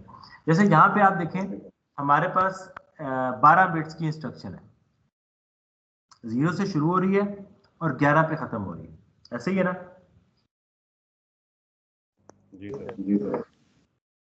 इसमें हमारे पास ना जो आर्किटेक्चर है, उस आर्किटेक्चर ने क्या डिफाइन कर दिया, उसने कहा कि भाई हमारे पास 3 कैटेगरीज की इंस्ट्रक्शन है। 3 कैटेगरीज की इंस्ट्रक्शन का मतलब क्या है कि हमारे पास एक कैटेगरी है मेमोरी रेफरेंस इंस्ट्रक्शंस, और एक है इनपुट आउटपुट इंस्ट्रक्शंस, और एक है register reference instructions. 3 different categories की इंस्ट्रक्शंस है। अगर तो आपकी मेमोरी रेफरेंस इंस्ट्रक्शंस होंगी तो उसमें जो 0, 1, 2 जो है, पहले 3 बिट्स ऑपकोड होंगे, और जो जो चौथा बिट है ना 3 पे, वो D/I है। D/I का मतलब है डायरेक्ट है या इनडायरेक्ट एड्रेसिंग है। अगर तो 1 है लेट्स से तो डायरेक्ट है, 0 है तो इनडायरेक्ट है। मतलब ये एक बिट स्पेसिफाई करेगा कि भाई डायरेक्ट एड्रेसिंग है या इनडायरेक्ट एड्रेसिंग। इसमें है ही 2 एड्रेसिंग मोड्स, डायरेक्ट और इनडायरेक्ट, बस। Is it clear?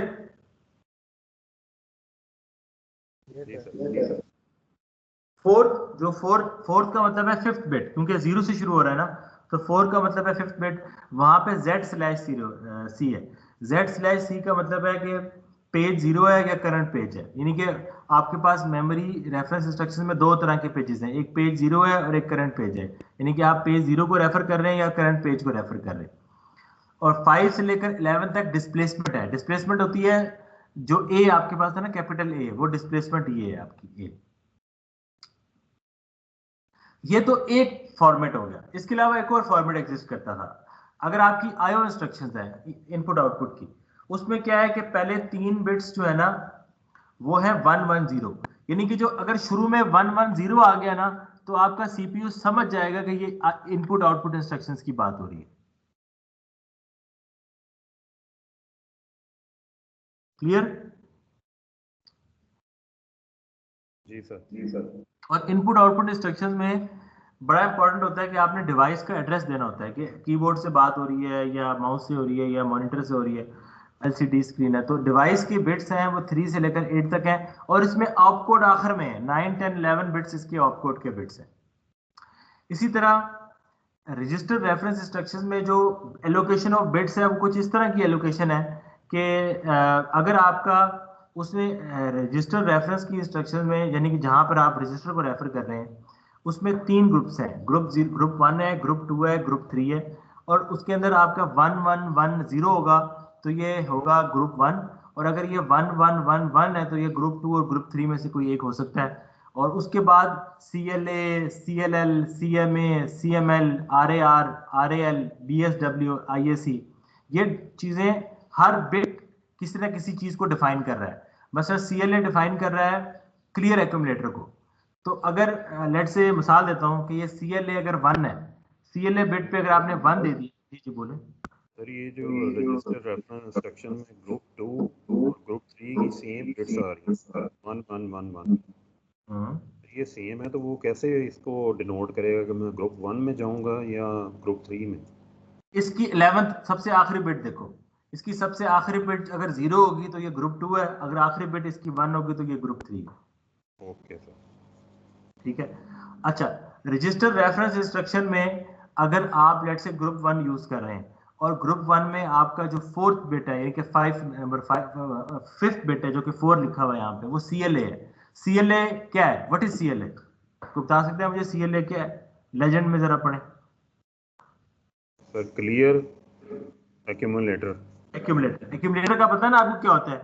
एक्यूमुलेटर आपका एक सीपीयू में, सीपीयू के अंदर जो रजिस्टर्स होते हैं, उन रजिस्टर्स में से एक रजिस्टर का नाम होता है एक्यूमुलेटर। उस एक्यूमुलेटर में आप टेम्परेरी तौर पे वैल्यू स्टोर कराते हैं, कुछ अपने नंबर्स को ऐड करवाना है तो सब्ट्रैक्ट, तो आप जिस तरह आपका जो एक्यूमुलेटर में जिस तरह हमने 0003 और 0002 को ऐड करा के 005 बनाया था, एक्यूमुलेटर के अंदर ही बनाया था। अगर आप उस एक्यूमुलेटर को साफ करना चाहते हैं, क्लियर करना चाहते हैं, तो आप इस रजिस्टर रेफरेंस इंस्ट्रक्शन में CLA की जगह 1 कर दें।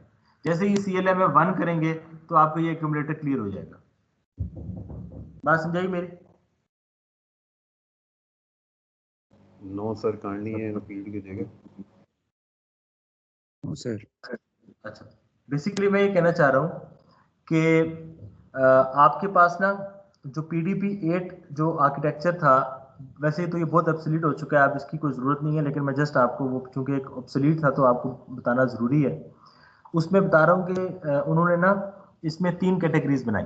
एक कैटेगरी बनाई मेमोरी की इंस्ट्रक्शंस के लिए, एक कैटेगरी बनाई इनपुट आउटपुट इंस्ट्रक्शंस के लिए, एक कैटेगरी उन्होंने बना दी थी रजिस्टर रेफरेंस के लिए। रजिस्टर रेफरेंस के लिए का मतलब ये है कि अगर आपकी वो इंस्ट्रक्शंस जो रजिस्टर के हवाले से हैं, उनको उसने रजिस्टर रेफरेंस में डाल दिया। जो आईओ से डील करने वाली चीज़ें हैं उनको आईओ में, और जो मेमोरी के साथ हैं जहाँ पे आपने मेमोरी में कुछ लोड करना है, कुछ स्टोर कराना है, या कुछ आपने वहाँ से कुछ एक्सेस करना है, कुछ आपने, तो वो मेमोरी के हवाले से। रजिस्टर रेफरेंस में ये है, रजिस्टर रेफरेंस इंस्ट्रक्शन में आप देख सकते हैं कि आपके पास जो इंस्ट्रक्शन है, पहले तो ग्रुप 1 है ना, वो 1110, तो वो आपको बताएगा कि ये ग्रुप 1 से बिलोंग करता है या ग्रुप 2 से या ग्रुप 3 से, वो तो हो गया। उसके बाद आगे आप देख सकते हैं मुख्तलिफ काम है जो आप करवा सकते हैं इन इंस्ट्रक्शंस के थ्रू। आप इन इंस्ट्रक्शंस के थ्रू CLA करा सकते हैं, CLL करा सकते हैं, CMA, CML, RAR, RAL, BSW, IAC।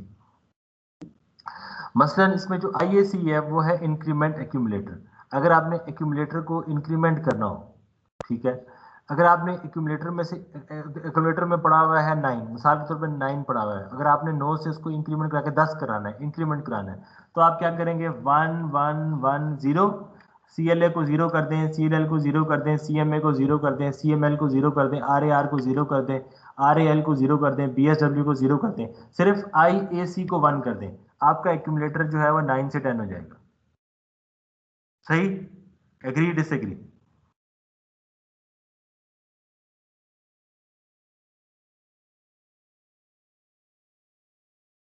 ठीक। इसको एक दफा मैं ना देख लेना फिर दोबारा से डिस्कस।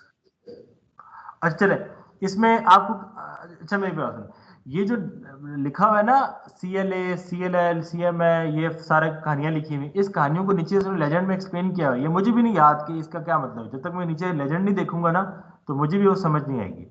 लेट्स से मैं CLA पे फोकस करता हूँ। CLA क्या चीज है वैसे? CLA क्या है? सर CLA है लिखा हुआ यहाँ पे, क्लियर एक्यूमुलेटर। हाँ, क्लियर एक्यूमुलेटर का क्या मतलब हुआ कि एक्यूमुलेटर को पे जो डाटा पड़ा हुआ है उसको आपने 0 कर देना है, यही मतलब है ना उसका? बिल्कुल। अच्छा सर, एक और क्वेश्चन यहाँ पे ये था कि ये हाँ, 4th लोकेशन पे क्यों पड़ा हुआ है हर एक रजिस्टर में? शाबाश, बड़ा कोई अच्छा सवाल है। ये बेसिकली ना, ये जो फॉर्मेट है ना आपके सामने जो गिवन है, ये सीपीयू को के अंदर हार्ड वायर्ड किया हुआ है, उसको समझाया हुआ है कि ये बिट्स ये रिप्रेजेंट करेंगी, नेक्स्ट टाइम अगर इस बिट लोकेशन पे ये आएगा तो आपने ये काम करने हैं, यानी कि जो आपका कंट्रोल यूनिट है ना, जिस कैप्टन ऑफ द आर्मी है, जब उसके पास इंस्ट्रक्शन इस फॉर्मेट पे आएगी तो वो उसको इस तरह डिकोड करेगा। सर वो पहली 4 बिट्स ये भी डिनोट करती हैं ना कि ये किस ग्रुप से बिलोंग करती हैं, और देन हाँ आगे क्लियर एक्यूमुलेटर पे जाती हैं। हाँ, बेसिकली ये जो आपकी जो इंस्ट्रक्शन है ना वो 12 बिट की इंस्ट्रक्शन है, ठीक है? आपकी इंस्ट्रक्शन अगर आप गौर करें ना, ये सारी इंस्ट्रक्शन जो लिखी हुई है ना, ये सारे फॉर्मेट जो लिखे हुए हैं, ये बेसिकली इंस्ट्रक्शन के फॉर्मेट है, यानी कि 4 1 2 3 4 5, ये 5 फॉर्मेट एग्जिस्ट कर रहे हैं इसमें। बाज ऐसे आर्किटेक्चर हैं जहां पे सिर्फ 2 फॉर्मेट चल रहे होते हैं, बाज आर्किटेक्चर है जहां पे 150 फॉर्मेट चल रहे हैं। और सर अब ये आप बताएं। इंस्ट्रक्शन मैनुअल में दिए होते हैं, ये हाँ, इंस्ट्रक्शन? ये मैनुअल में गिवन, मैंने आपको उस दिन जो मैनुअल सेंड किया था, उस मैनुअल में सारा लिखा होता है कि कौन कौन से फॉर्मेट एग्जिस्ट करते हैं इसमें। इस जो PDP 8 है उसमें ये 5 फॉर्मेट एग्जिस्ट करते हैं। ठीक हो गया सर। अब इन 5 में से आपके सीपीयू को बड़ा बखूबी पता है कि कौन सा फॉर्मेट कहाँ कब और कहाँ इस्तेमाल कर रहा है, वो उसने निशानियां रखी हुई हैं। मसलन अगर तो उसके शुरू में 1 1 0 आ गया ना, वो समझ जाएगा ये IO इंस्ट्रक्शन की बात हो रही है। अगर ये ऑप कोड आया हुआ वो मेमोरी रेफरेंस ले लेगा। अगर तो 1 1 1 टेट्रा 1 सॉरी ट्रिपल 1 0 या ट्रिपल टेट्रा 1 आ जाएगा, वो समझ आएगा कि भाई ये रजिस्टर रेफरेंस इंस्ट्रक्शंस की बात हो रही है, यानी कि यहाँ पे मैंने रजिस्टर की रेफरेंसेस को वो करना है, रेफर करना है, यहाँ मैंने मेमोरी को रेफर करना है, यहाँ मैंने IO को रेफर करना है, मुझे उसको पता होगा कि क्या होगा, उसके अगेंस्ट क्या क्या काम करने हैं वो ये डिफाइन करेंगे सारी चीजें। सर एक क्वेश्चन है जी, ये ग्रुप 2 और ग्रुप 3 के अंदर है, क्योंकि वो टेट्रा 1 है और वो एंड वाली बिट पे जाके इनका जो है ना वो डिफरेंस आता है, फिर वो सारी इंस्ट्रक्शंस को वो परफॉर्म करने के बाद जब 12 बिट पे आता है ना, फिर वो उसको अंडरस्टैंड होता है सीपीयू का ये ग्रुप 1 में जा रहा है या 2 पे जा रहा है, तो ये लास्ट पे सर क्यों इनकी ठीक है। डिफरेंशिएशन अच्छा, इसमें मैं आपको कार्ड एक पे बात, क्यों नहीं है? हाँ मैं आपको एक बात बता दूं, ऐसा नहीं है कि ये तो मैं और आप बैठे हुए हैं ना क्लास में, तो हम क्या कर रहे हैं कि हम लेफ्ट से शुरू कर रहे हैं राइट की तरफ जा रहे हैं, ठीक है? क्योंकि हम लोग क्या करते हैं कि पहले एक बिट से शुरू कर रहे हैं और एंड तक जा रहे हैं। सीपीयू ऐसे नहीं करता कि सीपीयू पहले 0 से शुरू करेगा, फिर 1 पे जाएगा, फिर 2 पे, 3 पे, 4 5 6 7 8 9 10 11 पे आखिर में जाएगा, ऐसा नहीं है। सीपीयू में ये जो 11 ये 12 के 12 बिट्स ना साइमल्टेनियसली उसकी मशीन में जाएंगे, तो हर बिट जो है वो इंडिविजुअली प्रोसेस होगा। Basically okay sir. ये हर बिट के आगे ना गेट्स लगे होंगे, जो जिन गेट्स में ये इंफॉर्मेशन जाके ऐड सब एंड और नैंड नॉर हो के वो उसको डिकोड करता है इंफॉर्मेशन को। Any other question? No sir, thanks. चले, अच्छा इसमें ना अभी खैर PDP 10 के ऊपर मैं आता हूं जरा। PDP 10 जरा देखें। PDP 10 PDP 8 की बात है, यहां पे आप मुझे बताएं कितने बिट्स की इंस्ट्रक्शन है? 16। नाइस। नहीं 16 बिट की नहीं, सर वो लास्ट पे 35 लिखा है या 15 लिखा है? 35 35 लिखा है। 35 सर बिट की 36 बिट्स की होगी। 36 बिट्स की, यानी कि यहाँ पे जो इंस्ट्रक्शन थी वो 36 बिट्स की इंस्ट्रक्शन है। अच्छा, और इससे पिछला जो फॉर्मेट था उसमें कितने बिट्स की इंस्ट्रक्शन थी? 12 बिट्स की। 12 बिट्स। सो 12 और 36। सो जो आजकल का मॉडर्न, हाँ ओल्ड ओल्ड स्कूल है, ओल्ड टाइम की बात है।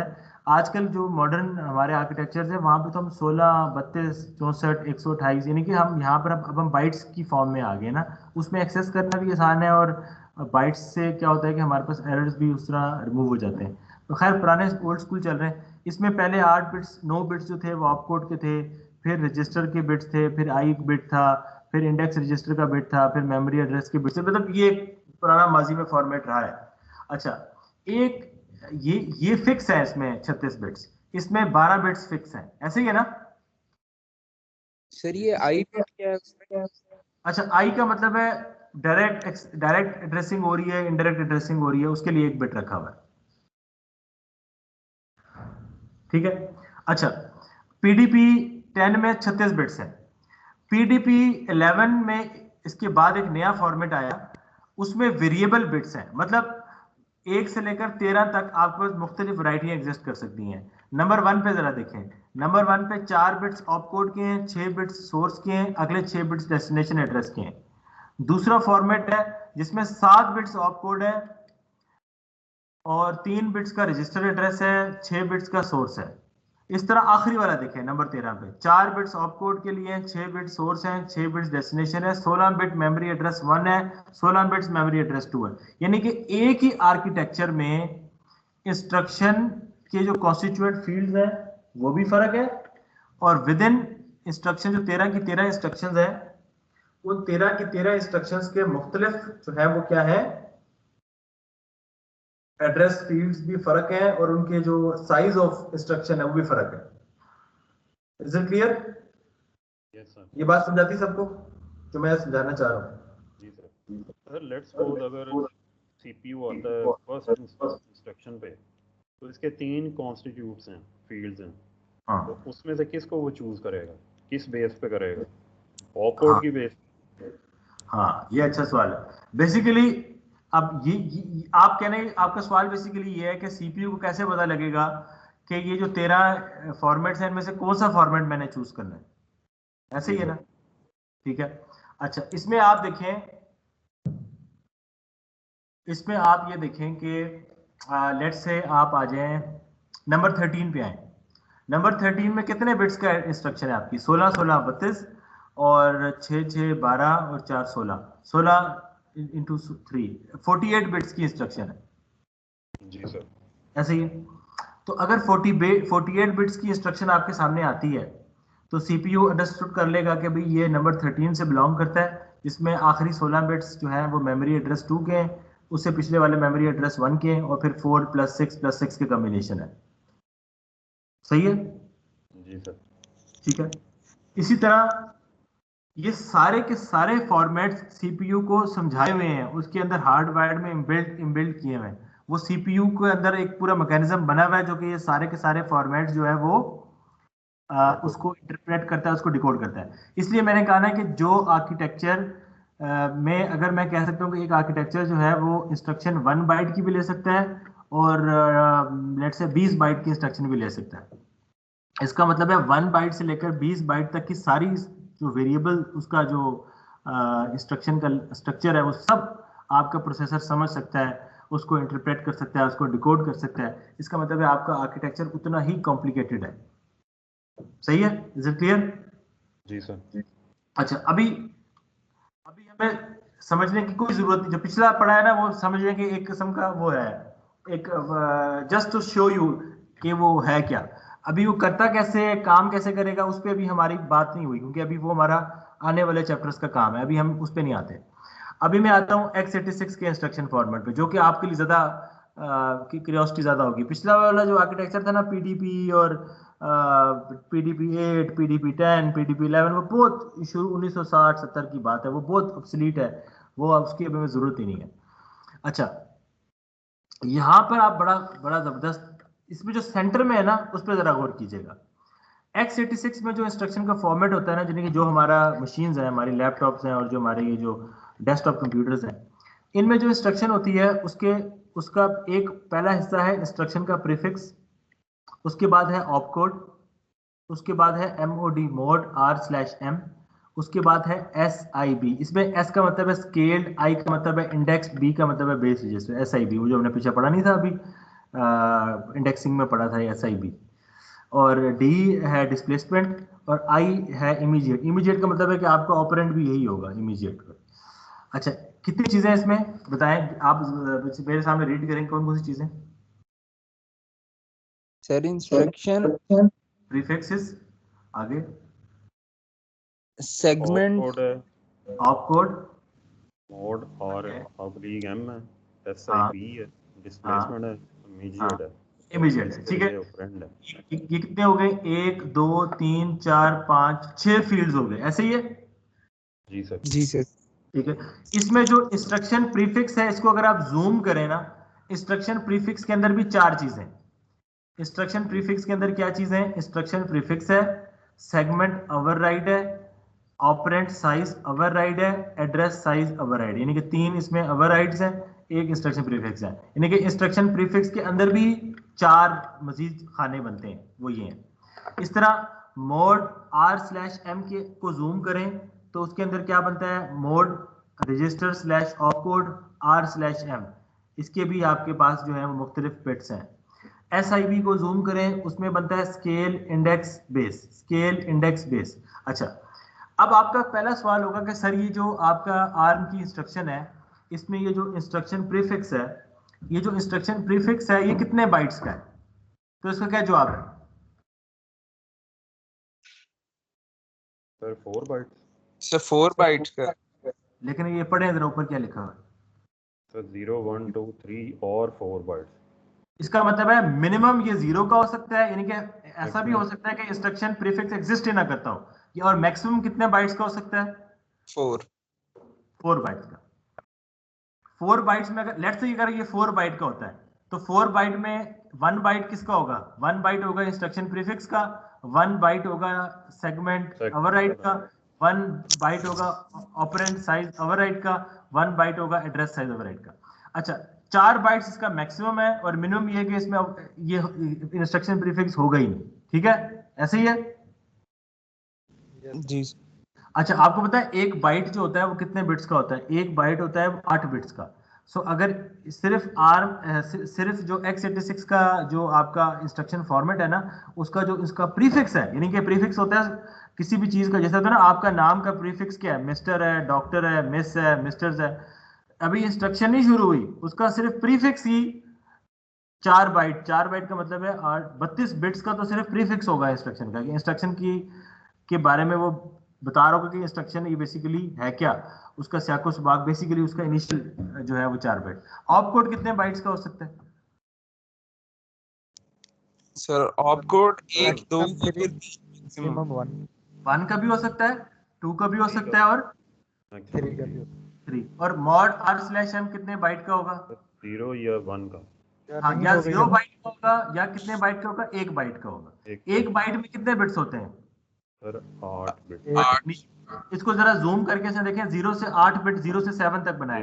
0 1 2 R/M के लिए होगा, 3 4 5 रजिस्टर स्लैश ऑपकोड के लिए होगा, 6 7 MOD के लिए होगा। तो बेसिकली उस एक बाइट की इसने बाइफर्केशन दिखाई। अगर तो ये होता है, असूलन तो ये कि हो भी नहीं सकता, क्योंकि 0 भी हो सकता है ना, 1 भी हो सकता है। SIB क्या है? SIB लाजमी होगा या ये भी ऑप्शनल सी चीज है?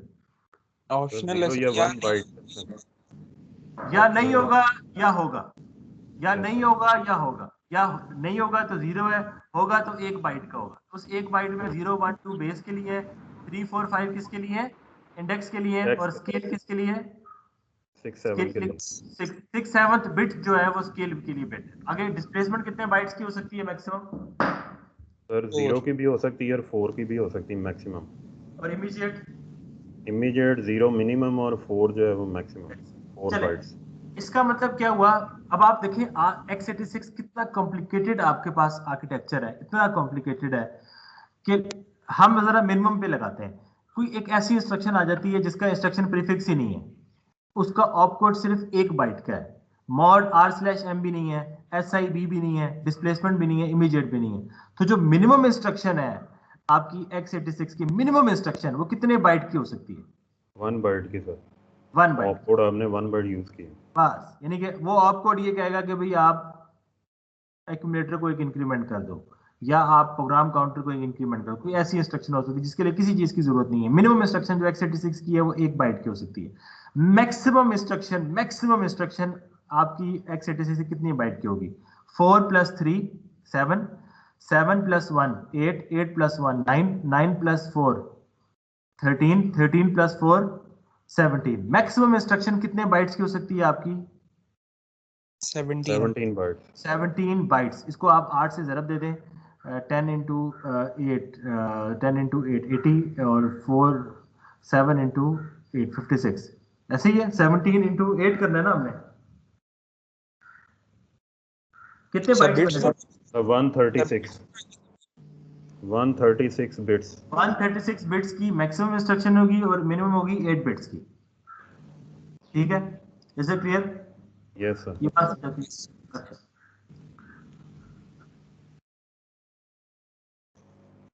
इसीलिए ना x86 एक बड़ा कॉम्प्लिकेटेड है और उसमें आप कह सकते हैं कि पावर, इसलिए पावर हंग्री भी बहुत है और आपका प्रोसेसर को वर्क करने के लिए पावर भी बहुत चाहिए होती है और बड़ा कॉम्प्लेक्स है।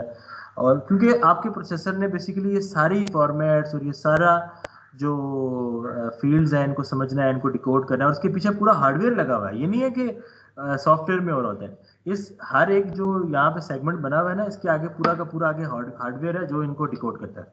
अच्छा, आर्म बड़ा जबरदस्त है। आर्म में एक ही आपके पास फॉर्मेट है।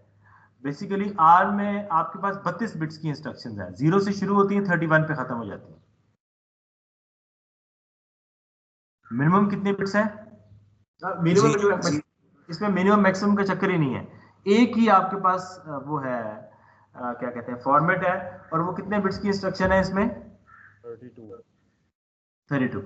लेकिन मुझे ये बताएं कि 32 बिट्स की जो इंस्ट्रक्शन है उसमें कितने फॉर्मेट्स, लेंथ तो मान लिया ना, लेंथ पे तो मैं एग्री कर गया हूं कि लेंथ 32 बिट की है, लेकिन कितने डिफरेंट फॉर्मेट्स इसमें चल रहे हैं? सर 8 1 2 3 4 5 6 7 डिफरेंट फॉर्मेट्स हैं। पहला है डाटा प्रोसेसिंग इमीडिएट शिफ्ट, दूसरा है data processing register shift, data processing immediate. यानी डाटा प्रोसेसिंग के लिए 3 इसमें वर्जन है। लोड स्टोर के लिए भी इसमें इमीडिएट है, रजिस्टर है, मल्टीपल है और आखिरी है ब्रांच या ब्रांच विद लिंक। ऐसे ही है? जी सर। ठीक है। अच्छा, अब आप कहेंगे सर जो 32 बिट्स हैं इनकी आगे फर्दर बाइफर्केशन क्या है? तो उसमें आप देख सकते हैं पहले 4 बिट्स आरएम के लिए, आरएम आपका डेस्टिनेशन रजिस्टर है। आरडी सॉरी, आपके पास एक 3 तरह के रजिस्टर्स होते हैं, एक होता है आरडी, एक है आरएन, एक है आरएम। 2 में आप ऑपरेशन परफॉर्म करते हैं, तीसरे रजिस्टर में आप स्टोर करा सकते हैं। शिफ्ट अमाउंट कितनी है, शिफ्ट बिट्स कितने हैं, ऑप कोड कितना है, कंडीशनल बिट्स कितने हैं। आप देख सकते हैं कि जो अभी इसमें याद करने वाला कुछ भी नहीं है। अभी आप सिर्फ इसको समझेंगे भाई कितनी वैरायटी एग्जिस्ट करती है, बस ये अभी हमने देखना है। अभी हमें इससे कोई कंसर्न नहीं है कि इसमें क्या बिट क्या डिफाइन कर रहा है। सर इसके अंदर आरएम, आरटी और आरएन है, इनके अंदर 2 जो रजिस्टर वो कौन से हैं जो वैल्यू को स्टोर करते हैं? और तीसरा आपने कहा कि वो आई थिंक किसी फंक्शन के लिए यूज होता है। अच्छा, इसमें देखो, इसमें पता क्या है, इसमें आपके पास एक होते हैं, कुछ होते हैं सोर्स रजिस्टर्स, कुछ होते हैं डेस्टिनेशन रजिस्टर्स। अभी मेरे ख्याल इसने आगे फ्लो चार्ट बनाया हो तो मैं दिखा दूँ। कुछ होते हैं स्टोर रजिस्टर्स, कुछ होते हैं डेस्टिनेशन रजिस्टर्स। इसका ये होता है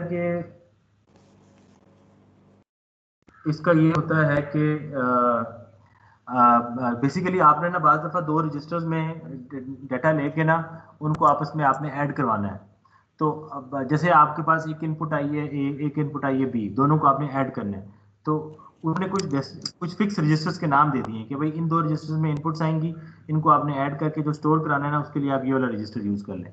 सो डी नॉर्मली जो होता है वो डेस्टिनेशन के लिए यूज होता है और जो आर एन और आर एम है वो आपके पास बेसिकली सोर्स रजिस्टर्स होंगे।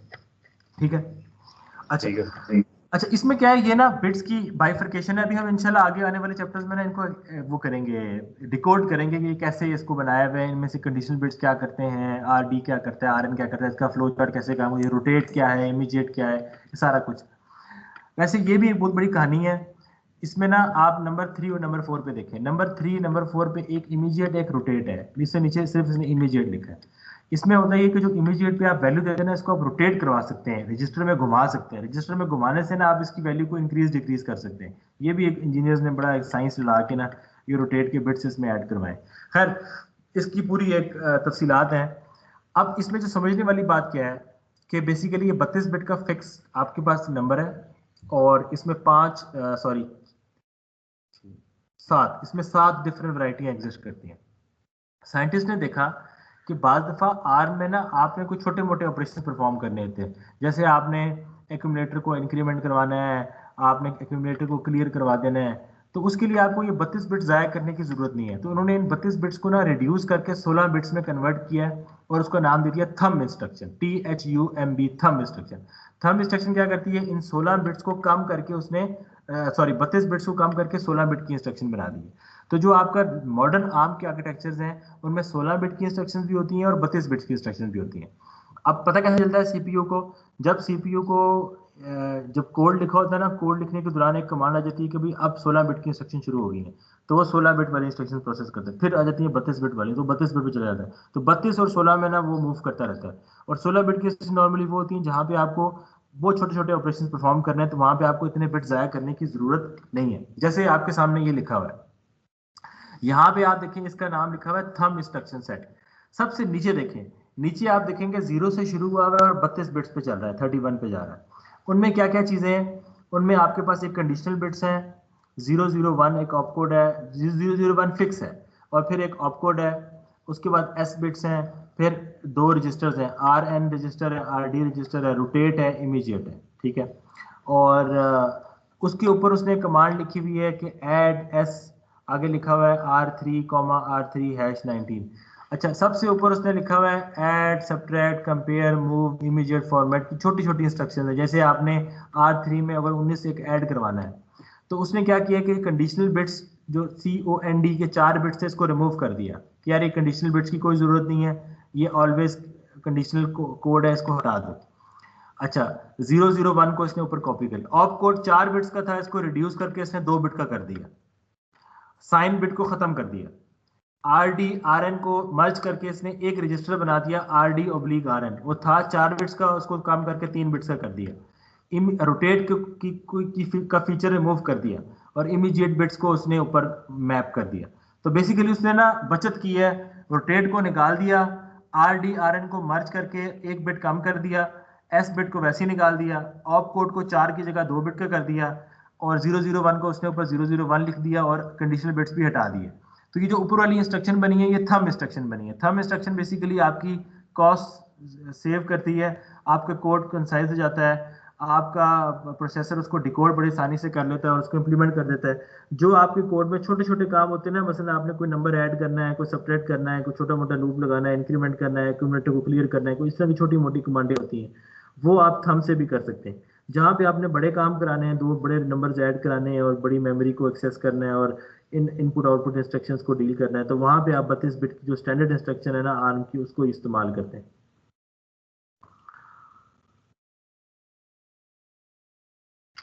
ठीक है, कुछ क्लियर हुआ है, कुछ बात समझ आई है?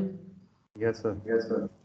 अभी अभी मैंने आपको ये कतन नहीं बताया कि ये जो इंस्ट्रक्शन के अंदर जो मुख्तलिफ फील्ड्स हैं ये काम कैसे करते हैं, इनकी एग्जांपल्स नहीं कराई। अभी मैंने आपको सिर्फ एक ना ग्लिम्स दिया आज, और वो ग्लिम्स ये दिया कि मैंने आपको ये बताया कि जो आपका बेसिकली जो आपका एड्रेसिंग है ना, जो आपने एड्रेस करना है मेमोरी को, उसको एड्रेस करने के मुख्तलिफ तरीके हैं। और उन तरीकों में फिर मैंने आपको बताया कि आर्म में क्या तरीका इस्तेमाल हो रहा है, x86 में क्या तरीका इस्तेमाल हो रहा है। और उसके बाद फिर मैंने आपको बताया कि फिर आप लोगों के ज़हन में नेचुरल क्वेश्चन जो जागर हुआ वो ये हुआ कि यार ये जो हमें कैसे पता लगेगा सीपीयू को कभी कौन सा मोड है एक्सेस करने का। तो वहां से बात शुरू हुई और फिर हमने कहा कि अभी आपके सीपीयू को सिर्फ एड्रेसिंग मोड नहीं बल्कि आपके सीपीयू के अंदर जो इंस्ट्रक्शन होती है उसके अंदर जो डिफरेंट कॉन्स्टिट्यूएंट फील्ड्स होते हैं, हर फील्ड में हर बिट जो होता है वो सिग्निफिकेंट होता है, उसमें कोई ना कोई मैसेज वो कन्वे कर रहा होता है। और वो सारे के सारे फॉर्मेट्स, वो सारे के सारे जो डिफरेंट उसके कॉन्स्टिट्यूएंट फील्ड्स हैं वो सब आपका सीपीयू डिकोड कर सकता है। इसलिए जो आप आर्किटेक्चर होगा जिसमें जितनी ज्यादा वैरायटी ऑफ क्या कहते हैं वेरिएबल इंस्ट्रक्शंस को वो डील कर सकता है और उसके अंदर वेरिएबल फॉर्मेट्स को वो डील, तो उसका मतलब उतना कॉम्प्लिकेटेड आपका सीपीयू है, उतना कॉम्प्लिकेटेड जो है ना उसका डिजाइन आपने किया हुआ है।